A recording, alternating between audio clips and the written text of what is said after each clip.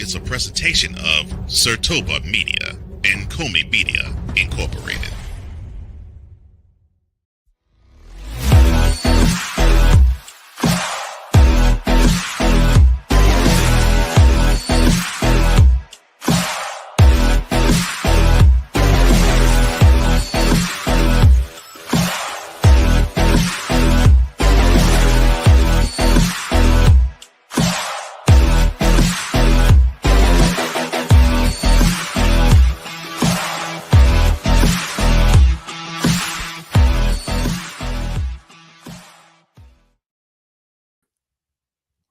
Okay, let's see here.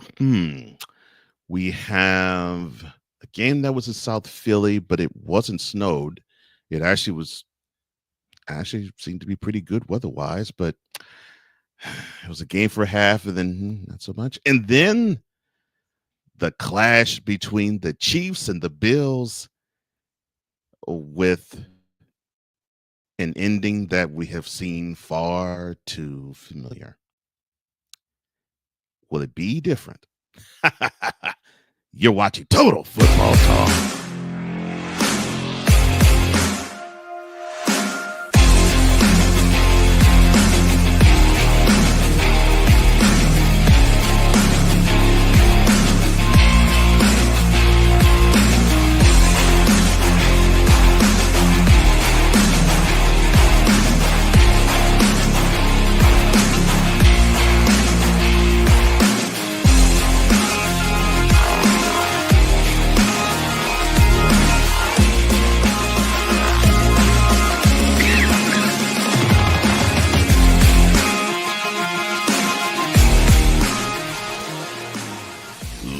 Ladies and gentlemen, boys and girls, children of all ages, welcome to episode 74 of the Total Football Talk canon and program. I am one half of your host, Cole Johnson, aka the Mad Scientist and the EP of all EPs. And I'll be joined by the other co-host of this program momentarily, and he will get his just due. But just know that we are all steak, no sizzle, no filler, and no references. Now, what we're going to do is we're going to break down the action in the AFC and NFC championship games. And in lieu of the 2-minute drill, which, of course, we normally highlight the game that is to come, since the Super Bowl will not be played until February the 9th. And for those who don't know, that would be, if you're watching this live on YouTube 13 days from now, if you're watching this on BS3 or you're listening to us on radio, that would be roughly 12 days from now. We don't have a game to actually go over. And we're not doing the Pro Bowl stuff.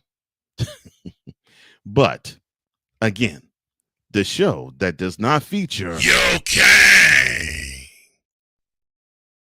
it does feature this man. That's right. He is the one half of Total Football Talk. He also is Mr. Commander Square Report. He also is Mr. Inter-Out Sports Debate. He also is Mr. D. Willie in the evening. That's right, ladies and gentlemen. Put your hands together for D. Willie, a.k.a. Drew. Well. Oh, sorry. Well, I was going to introduce him, but unfortunately, some technical difficulties happened. Yeah. Oh, there we go. Drew Willingham. Welcome, one It's and like all I saw you on nation. camera, and all of a sudden it just went dark. I'm like, what in the world? Well, Lord. As you see, I have a green screen right now. I don't know if you can hear me. We're dealing with technical difficulties out here in these streams this morning, Cole Johnson. Good deal. Because I just can't see you, but I can hear you. You can't see me. Okay, well, it's like I'm John Cena out here in these streams. Right. So I saw where Mickey said, "What happened?" And I tried to show up. So I'm trying to be like John Cena right now. Let me un-John Cena myself. I'll be right back. But definitely click another one of those yo cakes, because I absolutely loved seeing Okay. Yes, we promise that we are not a show that features. Okay. And while Drew fixes his technical difficulties, we are going on to opening drive. All right, let's go. We got trips, right? At 42, 989. On two, on two, on two. Ready? Ready.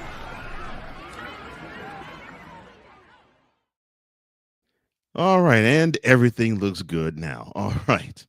Well, Mick, it is good to see you. Hope everything is good with you. Yes, yes, he went John Cena on us, but now he's seen. Dante, the only question I have to ask you is how hurt is your face and your cheeks? Because I know you got to be grinning from ear to ear right now.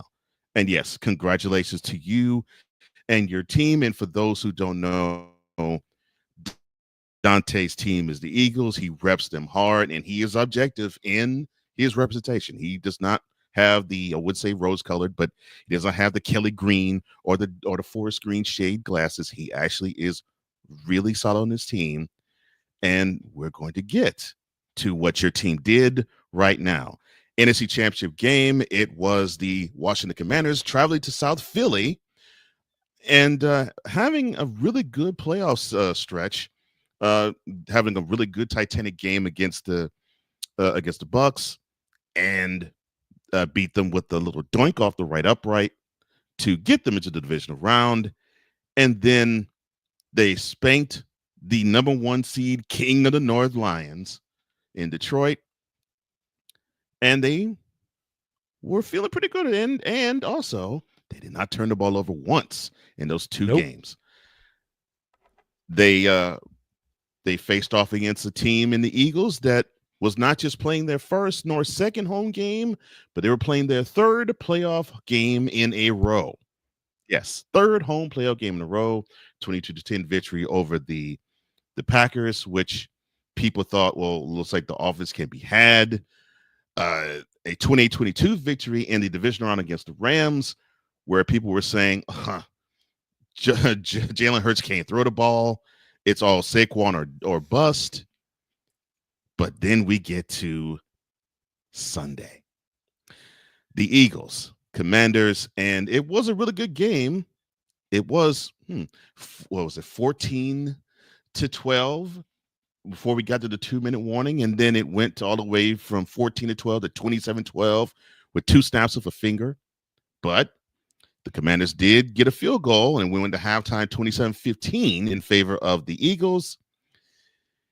And then the Eagles scored a touchdown. Well, the Commanders responded. Then they got a stop, and they were driving. Went up. Let me see, was that the second? Oh, no, that was the 3rd of the game. Pretty much put it out of reach. The final score, 55-23.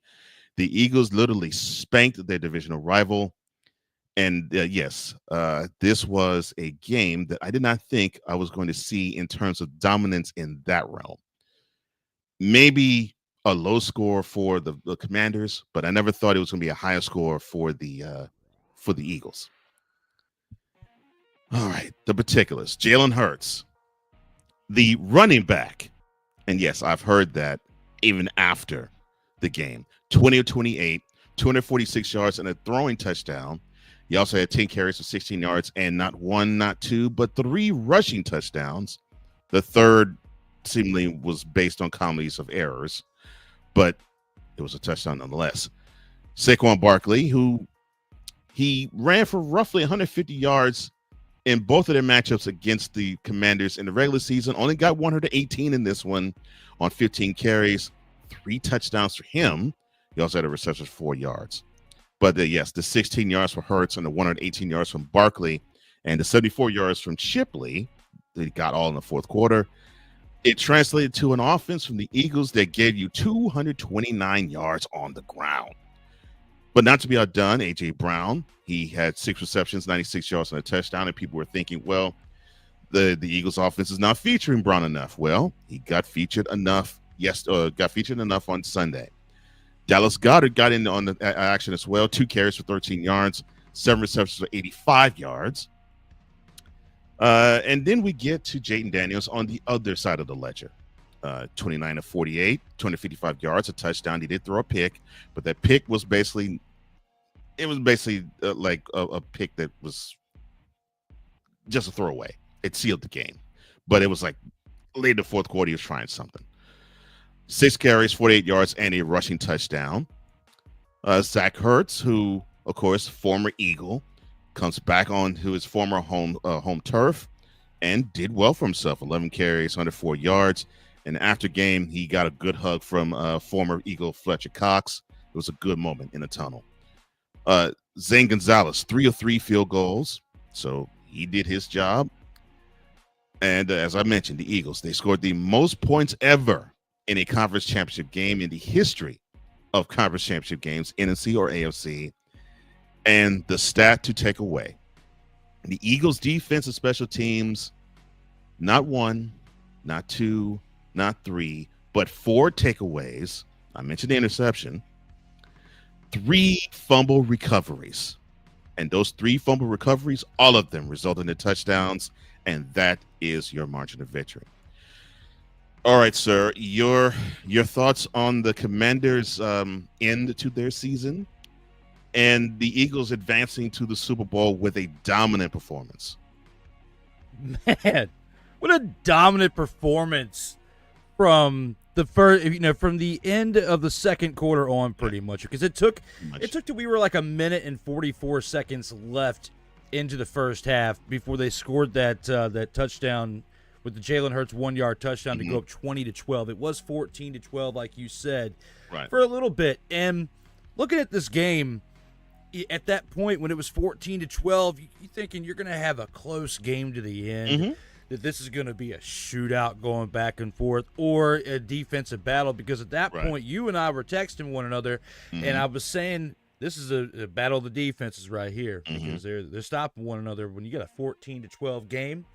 Yep. And then right at the end of the first half, it starts running away with the Eagles scoring on the Jalen Hurts 1-yard touchdown, on the A.J. Brown 4-yard pass. Yes, the Commanders did put up some points at the end, but it was only a field goal, and you were already down 27-12. It was starting to get ugly at the end of the first half. Yeah, it was. 27-15 going into halftime, and even at that point, when you're down by 12 points, if you're a Commanders fan, you're anyone within this organization, you're thinking there's a chance that you can still pull this off, that you can come back. However, you were kind of doomed, because the Eagles had the ball the second half to start the second half. And even when the Eagles got the ball to start the game, I was concerned. I mean, when the Commanders got the ball to start the game, I was concerned, because when you go back and you look at this run that they've been on, the number one thing that sticks out to me in the games that they have won primarily, they kick the ball off to start the game, and they receive it in the second half. They get the ball coming out of halftime. Every single time it feels like that they're winning these games that they won. Once they were receiving the kick, that's what told me that there's a good chance it's going to go the other way, that the Eagles are taking this game, which I'm not even mad, because you and I have talked about it. I've talked about it with other people, and there's a topic that I'm going to talk about here later in the show that you have written within this slate that I'm looking forward to discussing. But when it comes to this game right here, I'm happy with what I saw from Jayden Daniels throughout. I mean, yes, he threw an interception, but that was late in the game. This game was already decided at that point. There was no way they were coming back. I mean, it was already like a 48-23 game when he threw that interception. Yeah, 48-23 when he threw that interception. It was after the interception that Will Shipley scored on that 2-yard touchdown to make it 55-23, and they won by 32 points in an absolute routing. I don't have a problem. I do not have a problem with the amount that they scored, even though I know there's some out there that are crying about the amount of points the Eagles put up throughout this game, throughout the fourth quarter, pretty much when you had it sealed with an 11-point. I mean, I get it scoring the one with Jalen Hurts, but there's other people crying about the, Saquon scoring again and then Shipley going out there and scoring. Well, I mean, that's just football. To me, it doesn't bother me.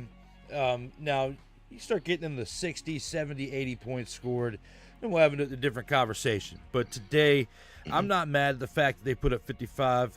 The fact that it's historic, that they put up that amount of points in a game after what we saw the week before when the Commanders and the Lions went back and forth in that second quarter, in that matchup that they had.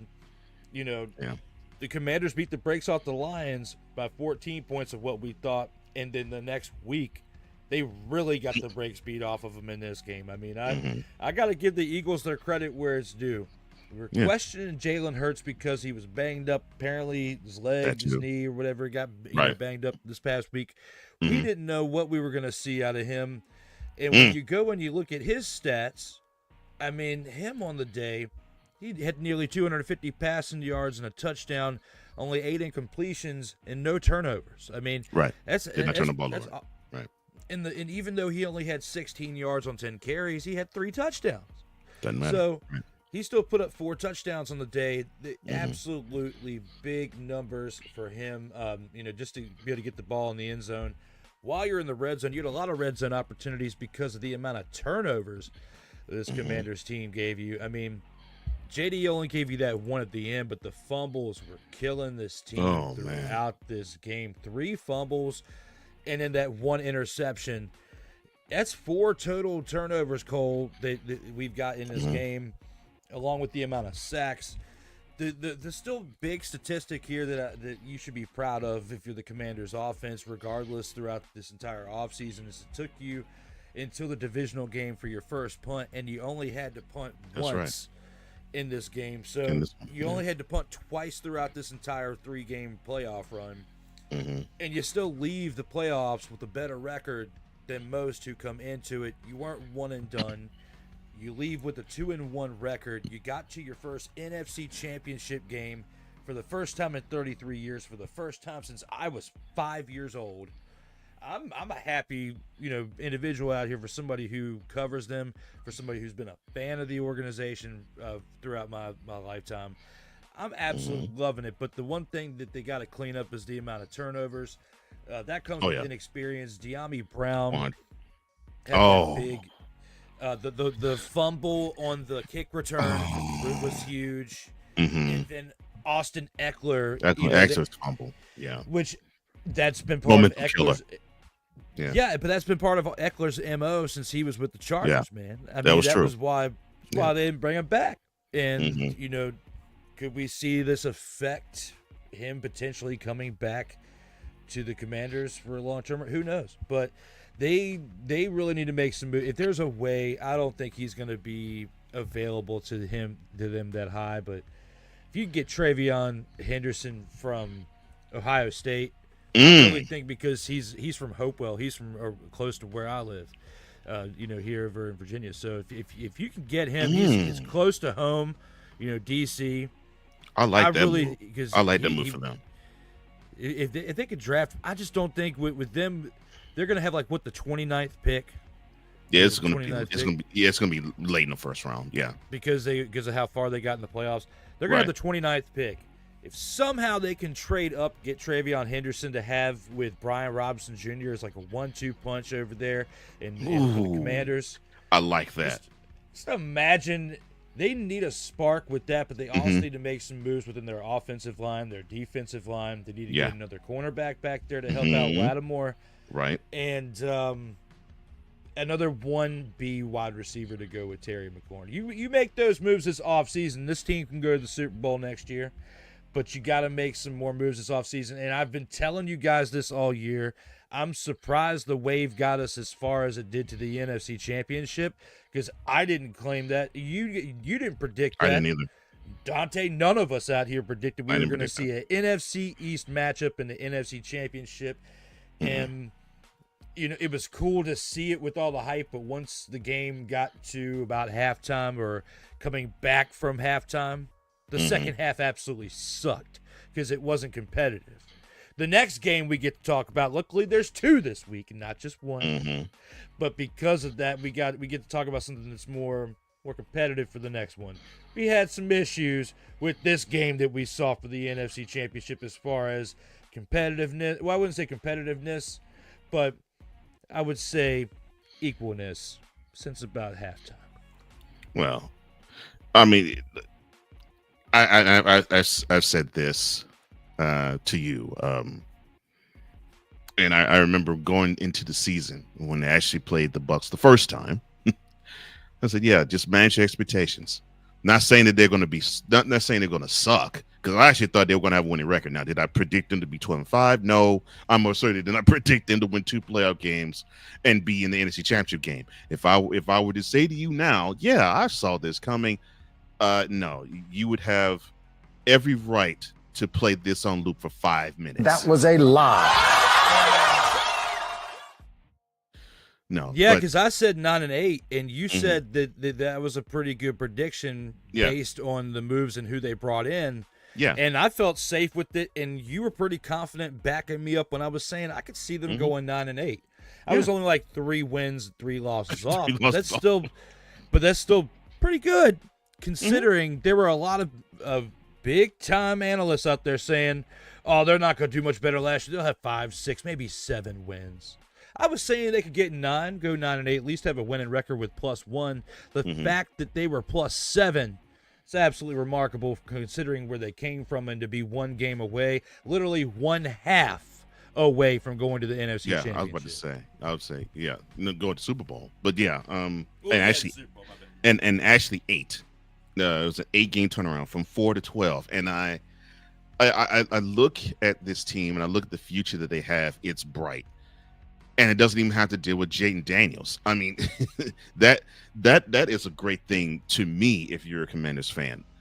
To me, it starts with your ownership group. I love what I'm seeing with them, and I think they will not be satisfied until they do bring a Super Bowl to the DMV. And if you feel that, and I feel that energy, I am not a Commanders fan. If you don't feel that energy as a Commanders fan, something's wrong with you.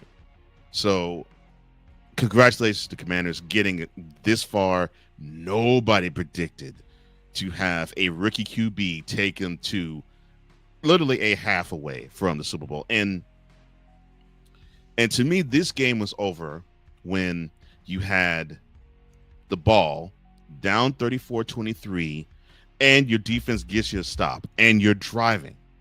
And that Austin Eckler fumble, the third in the game. I think that was the one that just simply was like the moment that was like the needle being punctured into the balloon, and that was it. And because of that, I mean, I literally felt for you when I saw that fumble. I was like, oh man, and it could have been, and it could have been prevented, because all he had to do was just stay down and just get touched. Because to me, possession is more important than trying to get up and make a play. But you try to make a play, boop. But I will still maintain, I think you still do have a weapon in De'Ami Brown. I think you just have to cultivate and try to find a way to make him more comfortable in the offense, to have him feel as though he's a part of it. And kudos to your coaching staff, because when he had his fumble, everybody from Dan Quinn on down was like, don't worry, baby, we're going back to you. And then he made a big play the next possession. So you got a lot of good pieces that's there. Frankie Louisville, although he thinks he's Superman in the tush push. All those offsides plays. But that's a good piece to build around him. Yeah. I think it warned like 3 times in a row. Yeah. Frankie Louisville on defense, that's a real good piece to build around.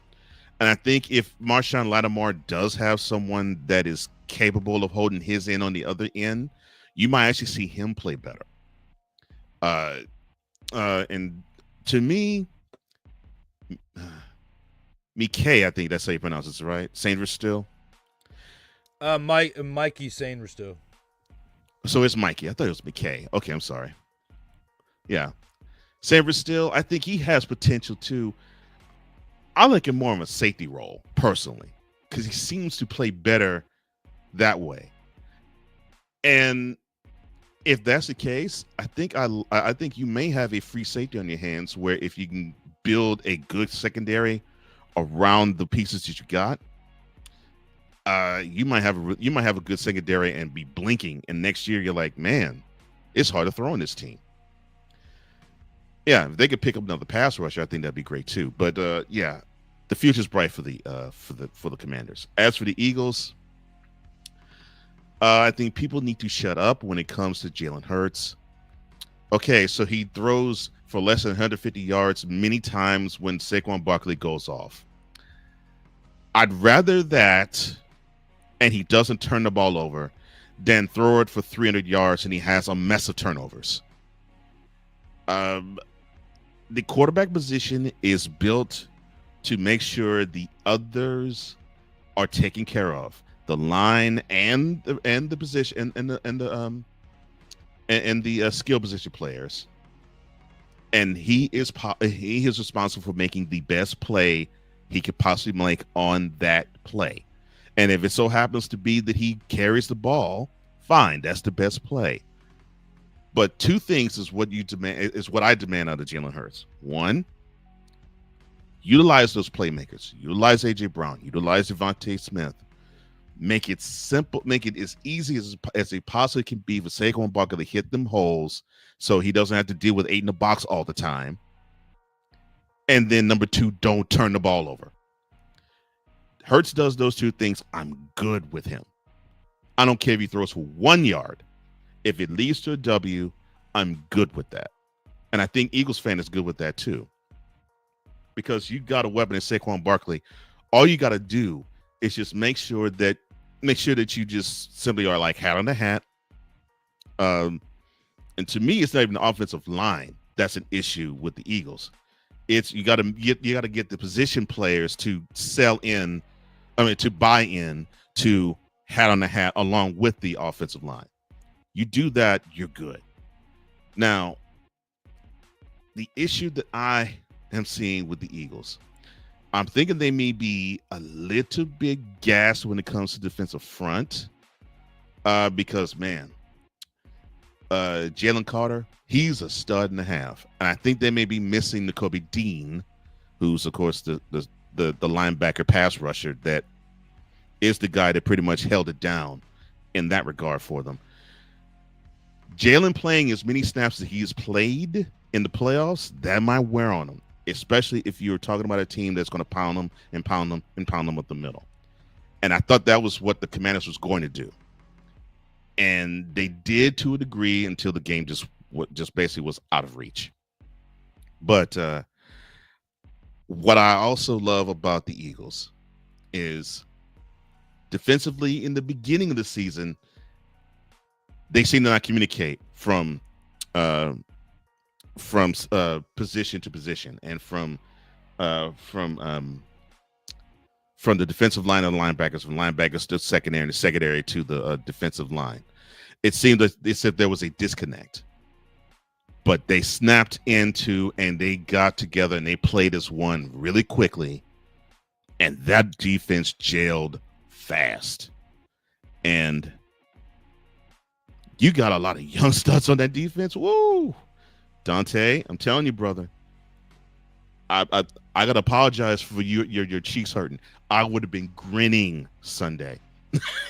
I would have been grinning with you. We were talking about last week how the Commanders were going to need to slow down. We're going to have to be able to increase their running game. What increased our load for one, and they did not. They were not able to do that. They were going to have to contain Saquon, which they did not do. They didn't do that either, right? Saquon, 15 carries, 118 yards, and 3 touchdowns. Spoiler alert, I'm going to say it now. He should be one of our grand champs of the week, but he's not, because there were others that in our opinion, outperformed him or made that more of an impact for the grand champ for their positions. But he should have, and in normal circumstances, that just goes to show where we're at in football with conference weekend now. For him to have 15 carries, 118 yards, and 3 touchdowns, absolutely great numbers, but he is not part of our picks for that because of what I previously mentioned. One thing I do want to say, yes, you are absolutely right. With they bettered their win total by 8 wins from this year than their 4 from last year. But what I meant earlier was they were 7 games over 500 when they finished the year. That's correct. So being 12-5 and then winning 2 more games, and you still finish this game with 20 games played this year. The Commanders 14-6. You have nothing to hang your head about on this Monday. Like you should be proud that you got this far. Some people were saying before that it was a fluke that they got this far, and you can argue whatever you want with the way that the score is on this Monday, but regardless, you were still part of the final 4 teams that were part of the NFL for this year. They had a chance to go to the Super Bowl. You make those moves that we just talked about, between offense and defense. You need to figure out who your kicker is because you guys had like 6 different kickers this year too. I mean, you went through a lot there. You need to solidify that position too. If you can figure that out, I think things are going to be on the up and up for this Commanders team. That don't be surprised next year if they take the division. They could, provided I think the Eagles probably need to suffer some injuries along the way too. But the Commanders could compete and contest for division. I mean, heck, this year they came within maybe a win here and a win there, and they could have competed for the NFC East this year. Just think about that. But if the Commanders improve their team in the ways that I think they see, in the ways that we mentioned, both you and I mentioned, they could contend for the NFC East crown. But gonna make a DMV then. before we even consider going to the next game, there are some comments. Oh yeah, that's I'm going to hit that out here. Hit us there. Once you hit us there, I got some things I got to say about a couple of these trolling ones. Oh Lord. All right. Well, but yes, from the TFT tribe and from Drew and myself, we say congratulations to Commanders. You had one great season. You are on the come up, and I'm looking forward to see what you give us and what you can bring us 2025 and onward. As for the Eagles, 2 times in 3 years, they are the NFC champs, and they're going to go to the Super Bowl. So congratulations to the Eagles for a dominant victory and making history while doing it. Now, as my wonderful brother said, let's hit the comments. Sick. I'm sorry. Before I hit you up, Sick. Mickey has wonderful words to say. Wonderful words of comfort to say to you, Drew. He says, Cole, Drew mad after you get off of here. He's gonna be crying and he's gonna basically cry his beer basically. It's quite interesting there, Mick. It's quite interesting. That just goes to show you have not been paying attention to the program at all this year. Oh, he also said that the Commanders forgot to show up in the second half. Yes, you forget to show up continuously throughout the program. Burn. Trolling comments and then leave. Get out of here. I knew that's where you're gonna go. And, of course, the trolling continues. He says, oh, look at that score, Drew. 55-23. The Eagles are the winner. The Commanders the loser. I'm sorry. The Commanders taking the...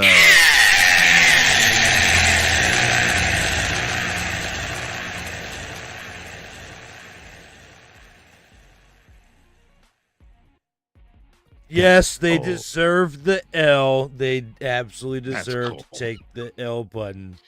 That was cold. But one thing that is for sure, the potential for this team to change the name to something God. Commanders. Oh, Lord. Well, I hope that remains the same. And we may or may not talk about that in the upcoming future.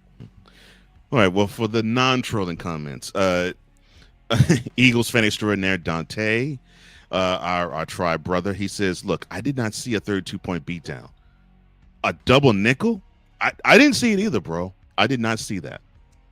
my jaw dropped to the floor when I saw it go to 41. I'm like, they got 41 in them. They actually have an offense. They could put 41 on them. I'm like, doggone. But here and again, he's on point. He said, look, turnovers was the key to the game. We had turnovers, talking about the team that they played in Landover. We had turnovers the last time we played them, but we only converted them to field goals. This time we converted them to touchdowns, which that is the key right there.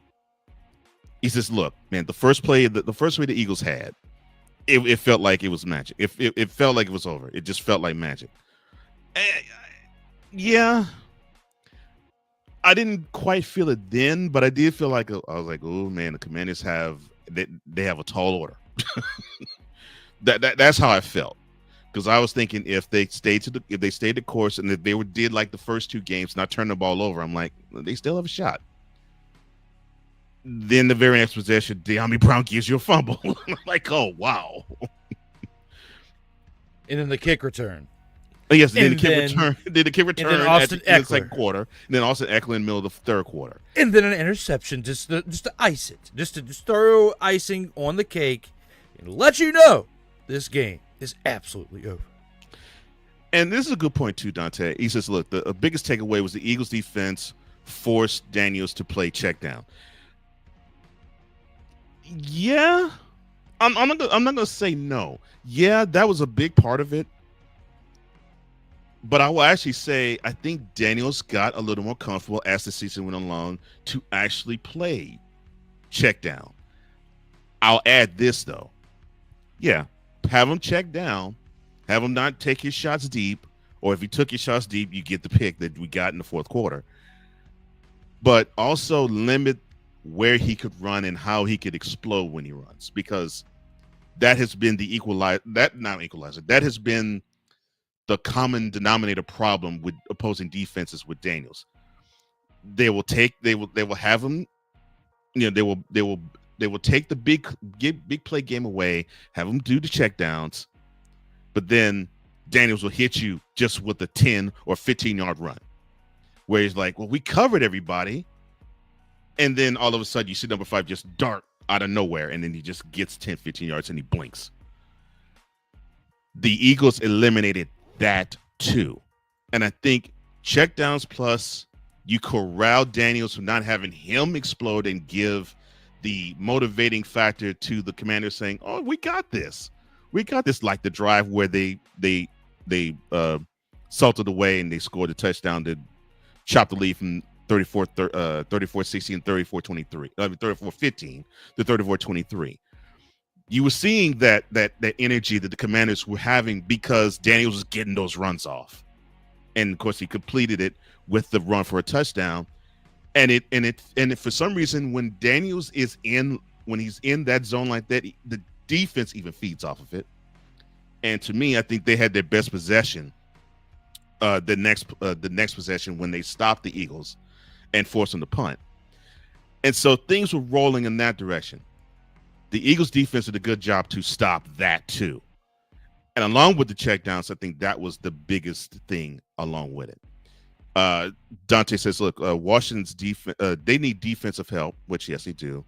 They definitely need another wide receiver. And I think they need a 3-down running back, because I think that would be the biggest aid to Jayden Daniels skill position wise.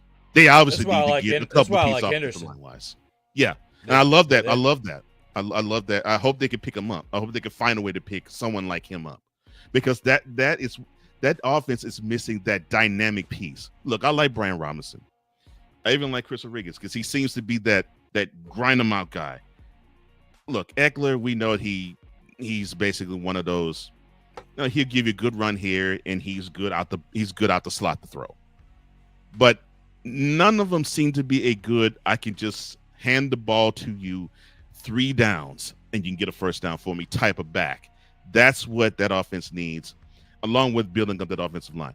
And I agree with all that. And Dante, he says, look, I predicted that the Lions were going to lose either to the Commanders or to the Eagles, which, yes, he did say that on division weekend. Oh, Playmaker says, TFT brothers, I hate stupidity. That's not to you. That's not to me. That's to the next game we're going to address. Sig Diggy, good morning to you. Good afternoon to you, sir, all the way from Norway. He says, the Commanders left it all in the field. However, it wasn't enough. Either way, it was a great season. He goes on to say, there's going to be a lot of looking back and taking stock in D.C. A lot of players taking some time off and resting up before the preseason practice. And there's going to be a lot of players that want to play for number 5, too, that are free agents. Oh, yeah, it's going to be even more moves this offseason. Yeah. They are going to make even more moves. This is not over. They are going to the Super Bowl within the next couple of years. What I thought was going to be the 3 to 5 year plan. Speed that up.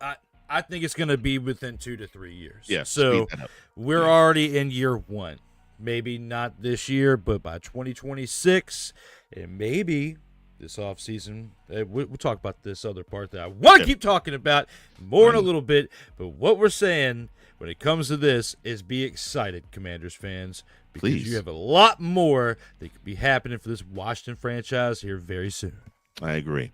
Sid goes on to say, meanwhile, the coaching staff will be looking at the upcoming draft and review all of the highs and lows throughout the season, the playoffs, and there's a lot of highs. And there's a few lows, but there's not as many lows this offseason as last. So there's a lot of improvement. Dante says, look, the problem the Eagles fans have with Hurts is the unnecessary sacks. Cue the divisional round where he took 7 sacks. One of them hurt his knee against the Rams. And I agree with you. There's sometimes I think Hurts needs to throw the ball away or not be so indecisive in the pocket, like how he was yesterday. He was decisive the whole game. And I think you need to have him be like that all game long. And he says, look, the Eagles, let's see, we probably do need a corner, first or second round to replace Darius Slay. And yeah, I forgot Slay is on the back end of his career. And yeah, linemen on both offensive and defensive sides. Yeah, because what I was seeing about the Eagles, I'm like, man, they seem defensive wise. I was like, man, they seem rather thin. And I thought the offensive line, I thought you were thin already, considering that you dealing with the retirement of Jason Kelsey. I figured they probably need to bolster up.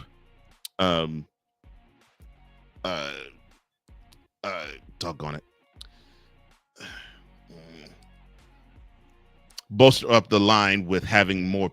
God, I can't even think correctly now. basically having people that can supplant your line, not just play with 5, but play with like 7 or 8. Have a rotation on the offensive line, like you do have in the defensive line. Just unfortunately, the injury bug just keeps biting, and it seems to bite one time, and then once that person gets healthy, another one goes down. It seems to be defensively that's what happens.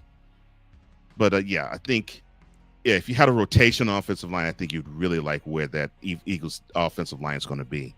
He says, look, it's funny how the Dolphins hated Vic, and now here he comes in the results year 1. You got Bond.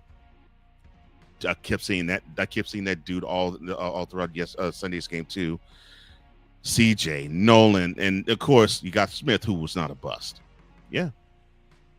And he says it's going to be a fun Super Bowl game. He says a lot of Eagles fans wanted the Chiefs. Of course, you got George Karlaftis over there. You got Nolan Smith on our side. Well, we'll see. And he says, look, the only thing on my mind, Cole, is revenge. I want the Chiefs. I want revenge with 4 devilish emojis. And you're not the only one. Both Drew and I have a friend who's an Eagles fan, and he cannot stand the Chiefs. And so he's smiling. He's smiling. He says, Ryan, he says, good day, TFT Tribal Chiefs. Good day to you, sir. He says, look, it's going to be interesting how the commies bit off this season. Dante says, look, honestly, the Commanders have a ton of picks coming up. The question is, are they going to make the right picks? Look, let's be clear. The Bucks, the Lions, Chicago, Atlanta, look, they're making roster changes, so we'll see. And so, we might lose Lane Johnson and Brandon Graham on the other side after we beat KC, but we're good. So you're basically sensing a similar thing this year with those two, like you did last year with Fletcher Cox on defense and Jason Kelsey on offense. That is interesting. That is interesting. But look, again, congrats to the Eagles. You get a chance to avenge a loss from 2 years ago, or will you? We shall see. We shall see. Bradbury PI Part 2.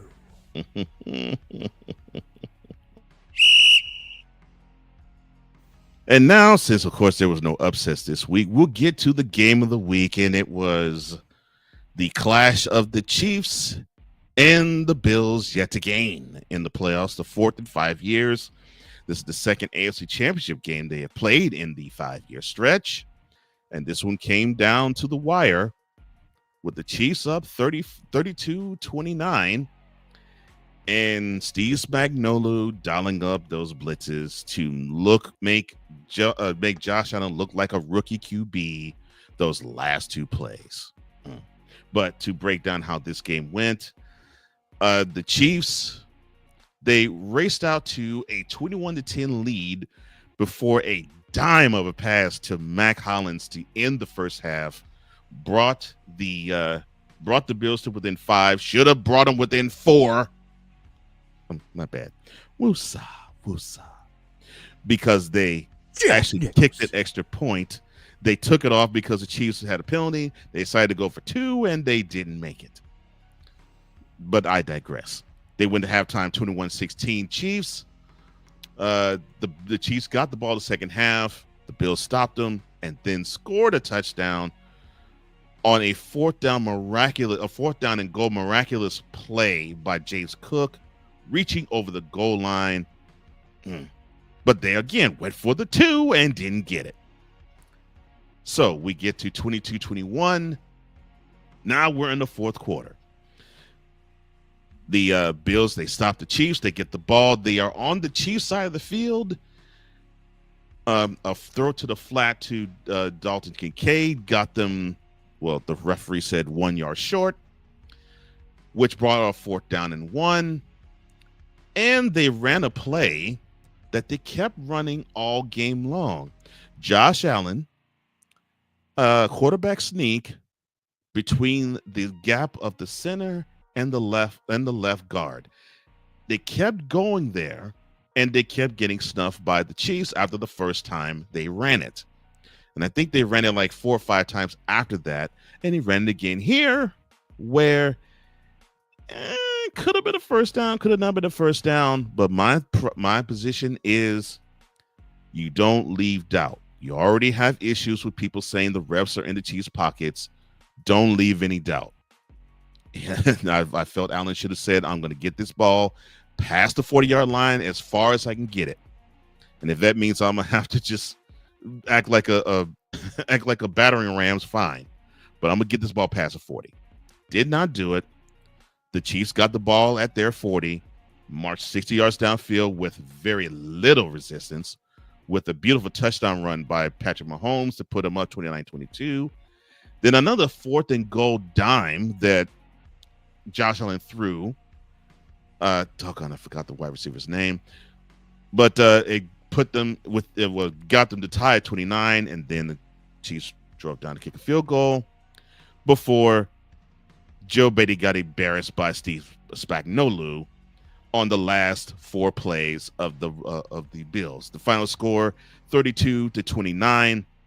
The Chiefs beat the Bills for the 4th time in 5 years, the second time they have met in the AFC Championship game, and they are now back-to-back AFC champs, and they will be headed to their 5th Super Bowl in 6 years. Patrick Mahomes, 18-26, 245 yards, and a touchdown throwing. He had 11 carries for 43 yards and 2 touchdowns running. But he was not flawless because he did suffer up in the first quarter. Xavier Worthy, who he actually had a really good game, 6 receptions, 85 yards, and a touchdown, 2 carries for 16 yards. He had some key receptions during the game. One was a little controversial, but It didn't matter because people forgot on that play. The Bills drew a penalty, but I digress. Josh Allen, 22 of 34, 237 yards, 2 touchdowns, 11 carries, 39 yards, and no Superman cape. James Cook, here is the criminal part to me. 13 carries, 85 yards, 2 touchdowns, 3 receptions, 49 yards. This man gave you 134 all-purpose yards. And on that last possession the Bills had, how many touches did number 4 have? 0. But the Bills offense did garner 147 rushing yards. I will put this out there before I let you have the floor. Joe Brady, you could have done a better job playing with play calling. And it just seemed to me that Steve Spagnuolo was just stringing you along, the defense coordinator for the Chiefs, just stringing you along. And when you got the first down with about under 3 minutes to go in the game, it seemed as though Spags was like, we got you, because we're going to send you exotic things that you haven't seen. With the first 2 plays of the last 4 that I'm diagramming, he only rushed 3. He flooded the field with 8, and Allen did not know what to do. It almost like he reverted himself back to his rookie season. Didn't know what to do on first down, threw a wild pass, almost got it tipped and picked. Got the ball on the second down, tipped at the line. Then Spags sent 6 on third down, couldn't do jack. But you did throw it to Amari Cooper, who got 5 yards on the screen. But you threw it in the teeth of the blitz. And then on fourth down, they sent a delayed blitz with 6, with you having Allen roll to the right, and Spags knew you were going to do it. Brady, you got outclassed royally. And Spags proved that he is the greatest coordinator, offensive or defensive, in the history of the playoffs. There's the one I can think of that's better, because he comes up with big-time plays and big-time moments. Did it with the Giants, and he's doing it now with the Chiefs. Your thoughts, sir, on this titanic clash of the Titans yet again that went to the Chiefs' favor? You could throw a lot of question marks at Joe Brady for his play calling over there for the Bills offense. Third down efficiency, 5 of 14. Bad. You missed 9. It's horrible. You can't do that. And, of course, whichever team on offense wins the first down battle, Kansas City achieved 28 first downs in comparison to the Bills' 22. Yeah. It's amazing that they were even within this game within 3 points at the end, considering the miscues that they had, because the penalties also killed them altogether because they look lost. And a lot of these penalties are a result of they just kind of didn't seem like they knew what was going on in certain moments. Like you said, Josh Allen had reverted back to his rookie status, it seemed like, in certain moments of this game. And still, they didn't even turn the ball over. They didn't fumble it. They didn't throw any interceptions. That's the amazing part. No turnovers. Again, it's amazing that they didn't turn the ball over, considering how mad we're trashing the offensive play calling over there by the offensive coordinator. The battle, the fact that both teams punted the same amount of times, they gave up the same amount of sacks. It was literally your back was against the wall because you couldn't convert on third down, and then you had to go for it on fourth down, and you still had gone only 4 of 6 on that. If you would have made the other 2, we could be talking about how the Bills would be winning this game today. I mean, and Mahomes kept you in the game by fumbling the ball. Had he not gave you that turnover, we might not even talk about this game being within 3 points. This could have been a 10-point decisive victory by the Chiefs on this day. But luckily, we have a good game to talk about on this Monday afternoon at this point. Good afternoon to everybody over there on the East Coast. And you are almost there at that time because you were at 11:22 yourself over there on your side as well there, sir. But That's here and now, when it comes to this, statistically, both teams rushing, passing, very similar numbers. Yes. Yards per play, very similar. It comes down to when they got in the moments where they needed to make conversion for a first down, they were not making the right calls.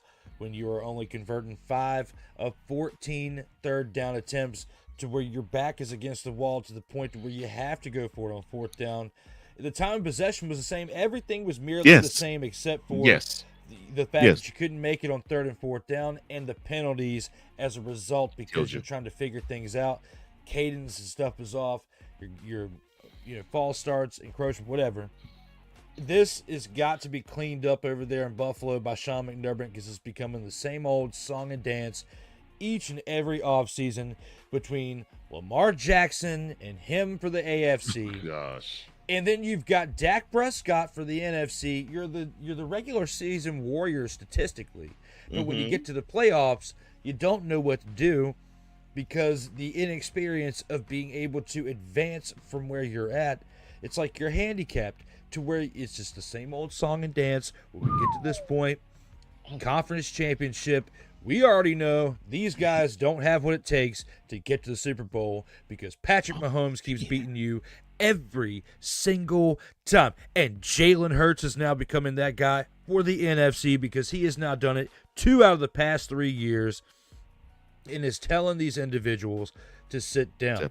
Dak, except for the one thing with Dak. Yeah, the Cowboys haven't seen the NFC Championship now in 29 years. It'll be 30. So it will be 30 by the time if they make it this year.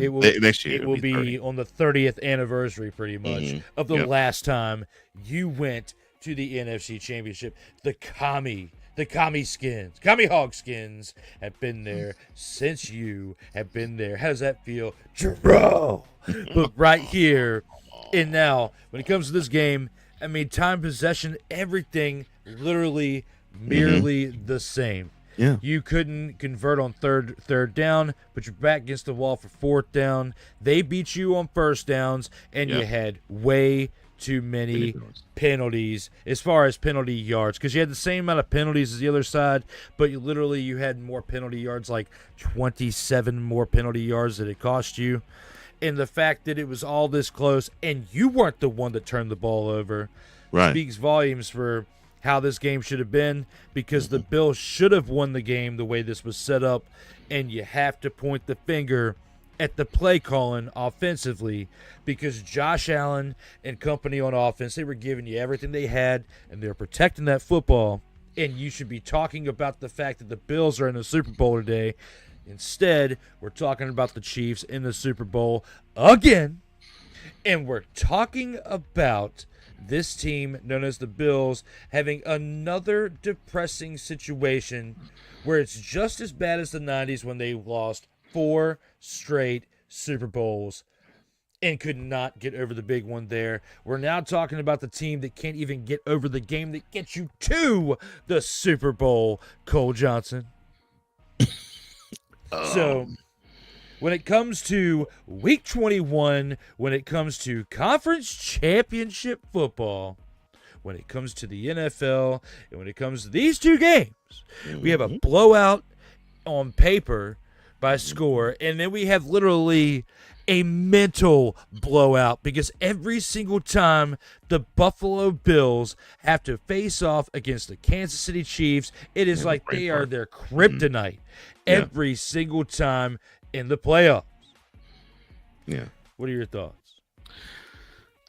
You hit the nail on the head because time of possession. Bills, 30 minutes, 30 seconds. Chiefs, 29 minutes, 30 seconds. So, I mean, you could not get, in terms of stats, any more evenly matched of a game. So, it has to come down to finite things. Like you said, first downs. KC converted more of them and got more of them. In fact, to the point where the Bills had to try, 6 fourth downs. 3 of them near the end zone. So, I mean, just... It was to me, I just saw a team that I think this is the best way I could describe it. You had one team, and we forget the refs crap, and we'll talk about that another time. But we saw one team that thought they could win versus a team that expected to win. And the team that expected to win wasn't the team that was clad in white, who was the Bills. They didn't expect to win. They thought they could. If they got a break here, they got to play there. And the thing is, they did. They got a turnover. So you got the play you needed, and you and you protected the ball. But like you said, and you said it beautifully, we saw a lot of confusion. We saw a lot of doubt. We saw a lot of I guess you could say a lot of confidence, a lot of crisis of confidence in a lot of the things that the Bills ran on both sides of the ball. Because defensively, I thought they were on their heels and the very first possession with the Chiefs. They were just on their heels. And then I would see them settle down. Then I'd see them be on their heels again. Then I'd see them settle down. And then it basically was like that way. It was like a yo-yo with the Bills defense, where it's like, okay, do we belong on this field with the offense of the Chiefs? One possession's no. The next possession is yes. The next possession is no. And I felt that yo-yo with them. And then on the Bills side of the ball, when they had the ball on offense, it seemed as if to me Joe Brady took for granted the fact that he was not matching wits with Steve Spagnuolo. And this guy has been doing big games and stopping big time offenses since the Giants had Michael Strahan rushing quarterback. Yes. So this dude has been doing big things in January games and now February games since the early 2000s. So now you have a guy who, when you're matching wits with him, you got to say, okay, I know something exotic is going to come. And he normally times it at moments where it's disadvantageous to me, and I probably won't see what he's about to give us coming. So I got to run the best plays that I can run. And to me, neither one of those plays, the last two the plays the Bills had the ball, neither one of those two plays to me were the best plays the Bills run. Neither one of them. And yeah, you could say, well, they ran blitzes that Josh Allen or even Joe Brady hadn't seen. Fine. But to me, these were gotta have it downs, third and fourth down. And you mentioned a great stat. You said they were 5 of 14 for third downs in the whole game. Mm-hmm. So you pretty much should have known 3rd and 10 with under 3 minutes to go, and you're down 3. You should have known. To me, you should have known the Chiefs were going to send the house. I know you have plays in your arsenal where it's like, okay, so if the Chiefs send 5 or more, what plays beat this? What protection also beats this so we can give Allen enough time for him to throw the ball? And you're not adverse to running 2 tight end sets. You're not averse to running 2 running back sets. I've seen you do this all this year. But you still were in a 3 wideout set with one in the back with 1 tight ends. So to me, I'm like, well, you're playing into their hands. Because to me, I'm thinking, and I said this to my boys. I said, watch Spags in the house on 3rd down. And I mean, this was before the Bills huddled up. Watch he sends the house. Watch he sends the house. And he sent the house. And I said on 4th down, watch he sends the house again. And then I typed under that, max protection. No, still in the 3 wideout set with 1 tight end and 1 back with Allen there. And I'm like, you're making Allen a sitting duck, and Spags knows it. That is what frustrated me about that. And playmaker, to me with Joe Brady, that is what really frustrated me. I'm like, you should know this. I'm not an offense coordinator. I know this is about Steve Spagnuolo, and I could have called it from my house, but you don't do it. The run game, like your run game was better. James Cook was better than the Chiefs. Good. So why you still had like 2 or 3 minutes left in the game. And 3 timeouts. And all 3 of your timeouts, too. Why did you just run the ball? And all 3 of your timeouts. James Cook only ran the ball 13 times and still had 85 yards and 2 touchdowns, averaging nearly 7 yards per carry. Josh Allen had 11 carries for only 39 yards for 3.5 yards per carry, but still, you got to trust your running back because James Cook, when he had the ball, was doing his job. When you look on the other side, Kareem Hunt had 17 carries, could only put up 64 yards in a touchdown, a shell of what he was in his earlier days when he was first with his Chiefs on his first stint. So the Bills should have handed the ball off to James Cook and controlled the clock a little bit better to end the game. Instead, it's like what Playmaker said. You got like 3.5 minutes, 3 timeouts, and you just give the ball on over to Josh Allen. That's inconceivable. That's exactly what happened. It's the gripe that I've had about the Ravens in the playoffs when they get into situations like this. It's like, okay, so you forget what brought you to the dance. You're like, okay, number 8, put the cape on. It's your turn. It's your time. That's how I felt Sunday. I'm like, so you're going to forget that James Cook is the one that's been slaughtering the Chiefs' defensive front and the linebacking core, because he also had 3 receptions for 49 yards. And then if my math is not correct, that's 16 yards a catch. So he was destroying them in the air and on the ground. And you only had this man touch the ball 16 total times? And on the last drive, you have him touch it 0. Along with that, 3 timeouts remaining. Only down 3. You're on your own 40. And it's more than 2 minutes to go in the game. All of that.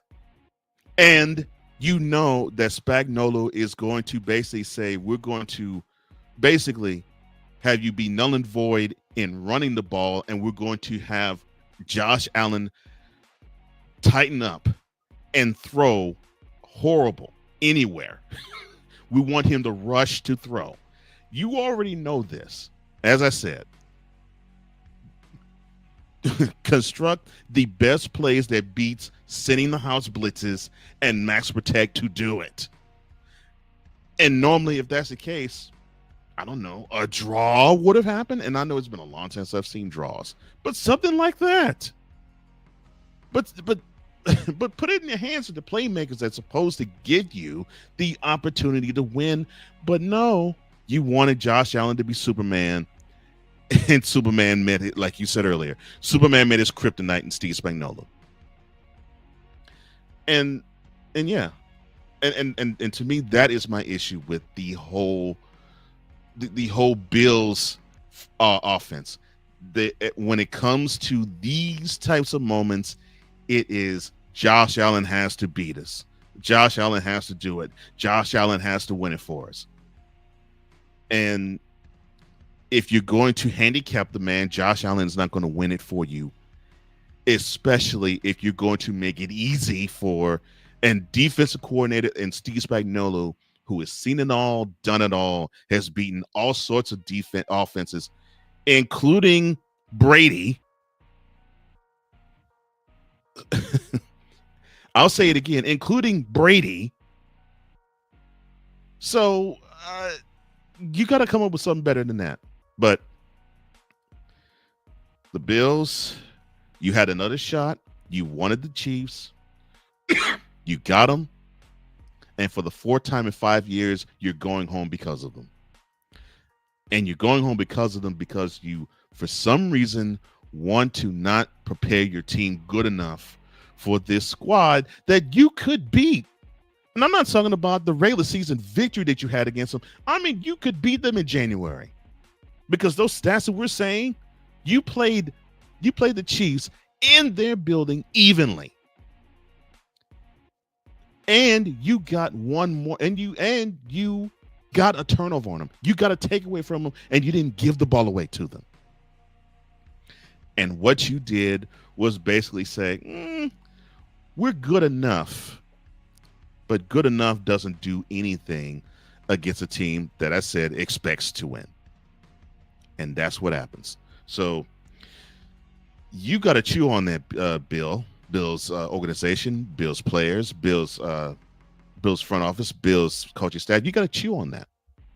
You got to chew on the fact that you are literally second best. I think the best way I could put it, you're basically like the New York Knicks in the 1990s to Michael Jordan's Bulls. That's what you are right now. And I hate that for you. Because if you don't find a way to beat this team, you're going to continuously bump up against this ceiling and fall short. And now you're going to fall short no matter if you play this game in Kansas City or in Buffalo. And now you have to watch this happen again for the second time in 3 years. And you're the reason why, because you couldn't stop the Chiefs. They now get to face the Eagles again because you couldn't get it done. And it's because of your offensive coordinator. It is not your quarterback's fault. Nope. It is not your running back's fault. Nope. It is actually the person who called the plays because they didn't have their expletive together. They need to get their expletive out of their expletive and get their expletive together out here in this gridiron. And another thing that before I do go to the comments again, before we go to the next segment, what really royally upsets me is that you kept running your quarterback sneak with Josh Allen to shoot between the center and the left guard. You kept doing it all game long. The Chiefs knew it. The Chiefs snuffed it out. You kept doing it.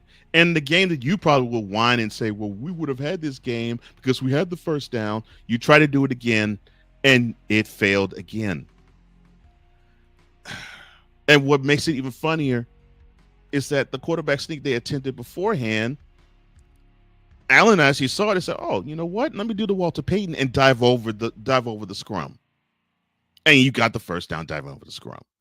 But it was just these types of Manning decisions like that. I'm like, you are found out. You have been, your stuff isn't working. And we as lay football fans are seeing this. Season coordinators seeing this. Like I said, you play into their hands. It's sad. It's sad. But congratulations to the Chiefs. 5th Super Bowl in 6 years, 3rd straight. They get to do something that we haven't seen in Super Bowl history, and that is actually three-peat and win 3 straight Vince Lombardi trophies. So history is on the table and on the line for the Chiefs. You did it. Congratulations. But the Bills, they handed it to you a little bit with their ineptitude. That's the best way I could put it. All right, what did you all think? All right, comments. Let me see. 3 minutes, 33 seconds, Playmaker says. 2-minute warning. So that means you have an extra timeout along with the 3 that you have. And you give Patrick Mahomes the ball to close it out. Yeah. Yeah. And then you get the ball back with a lot of time remaining with those same 3 timeouts, with that same 2-minute warning. And you don't advance the ball to midfield. And you don't get the ball to James Cook one time on that final drive. Which I also agree with Playmaker. Run the football. Said it 3 different times. Run the football, run the football, run the football. Man face emoji. We were definitely talking about that too, and we agree. I mean, it's kind of like when the Falcons had that lead over the Patriots in the Super Bowl, and if they would have just ran the ball, they would have been able to save. But it was a little bit different of a scenario. This one, you run it just to keep in the score position, and you win the game. But no. Yeah, similar. And actually, it was similar because in that game, the Falcons only ran the ball 4 times the rest of the way after they had a 28-3 lead. Crazy how that is. Dante says, yeah, the Bills, they need a whole lot of receivers outside of, Mac Hollins is okay, Secure is okay. I mean, they got some okay Coleman. That's the guy who got the touchdown pass. They got some decent receivers along with Amari Cooper. But Curtis Samuel had the touchdown. Caught the touchdown. Yeah. Coleman was targeted at like 4 times, but only had 1 catch for like 12 yards.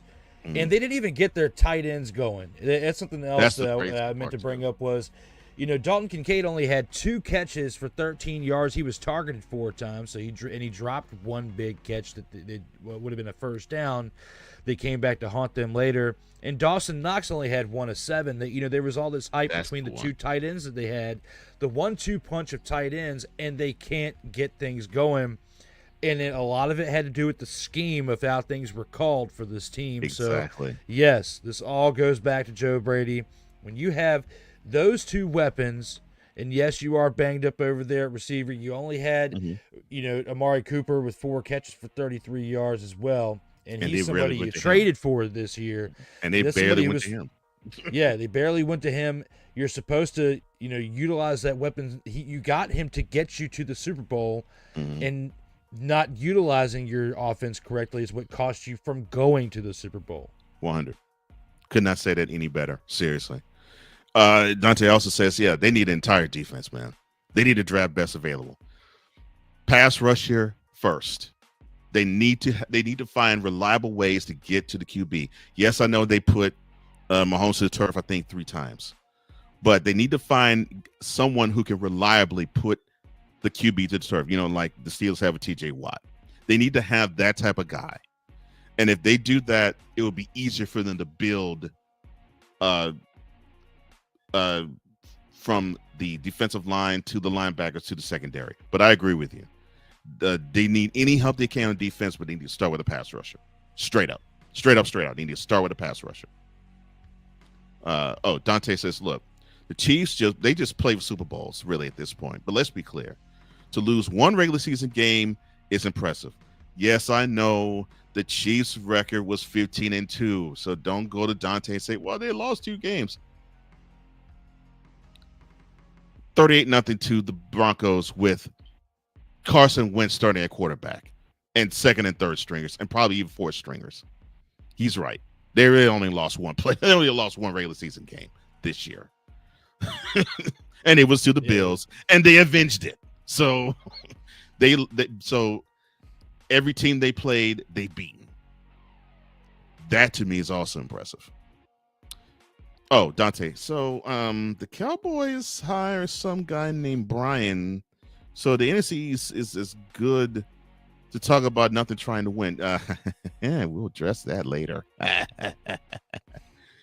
He says, look, does Josh Allen ask for a trade? Does Dante ask?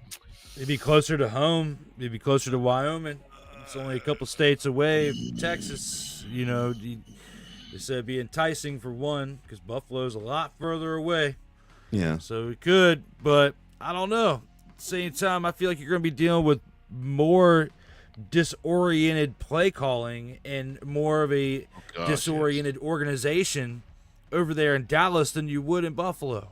We're talking about the offensive coordinator over here. That's an easier fix than fixing an entire organization over there. And I don't even know how you would do that considering Dak Prescott's contract. You just signed him in the previous offseason.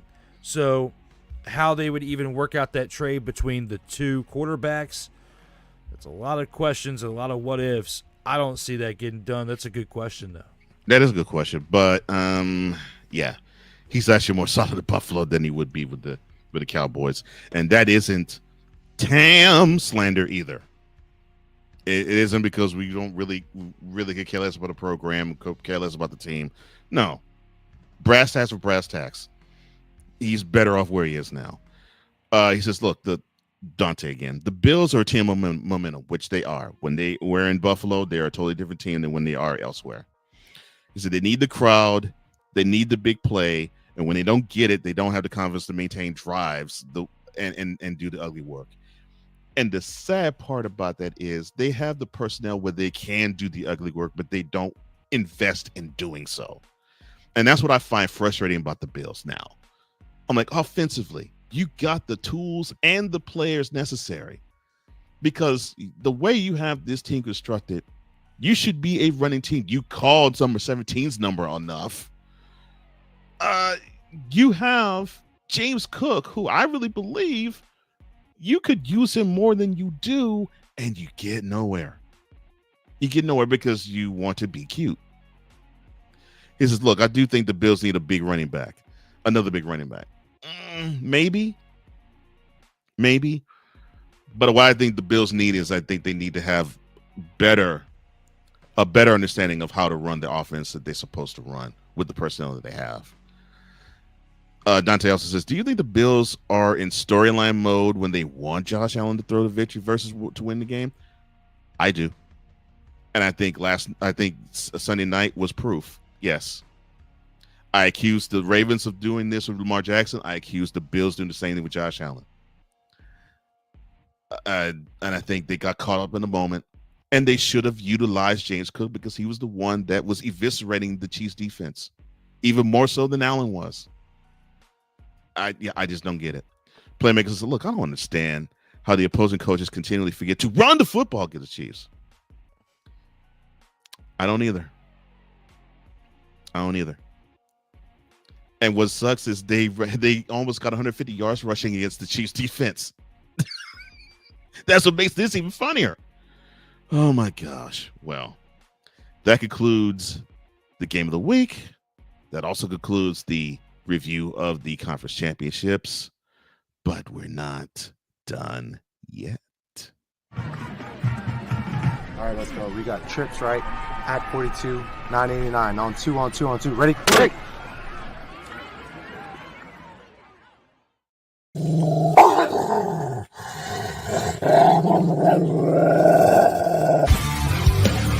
Line them dogs up. Where are my dogs at? It is time to greet all of you with our grand champs for this week. And Drew, who is yours?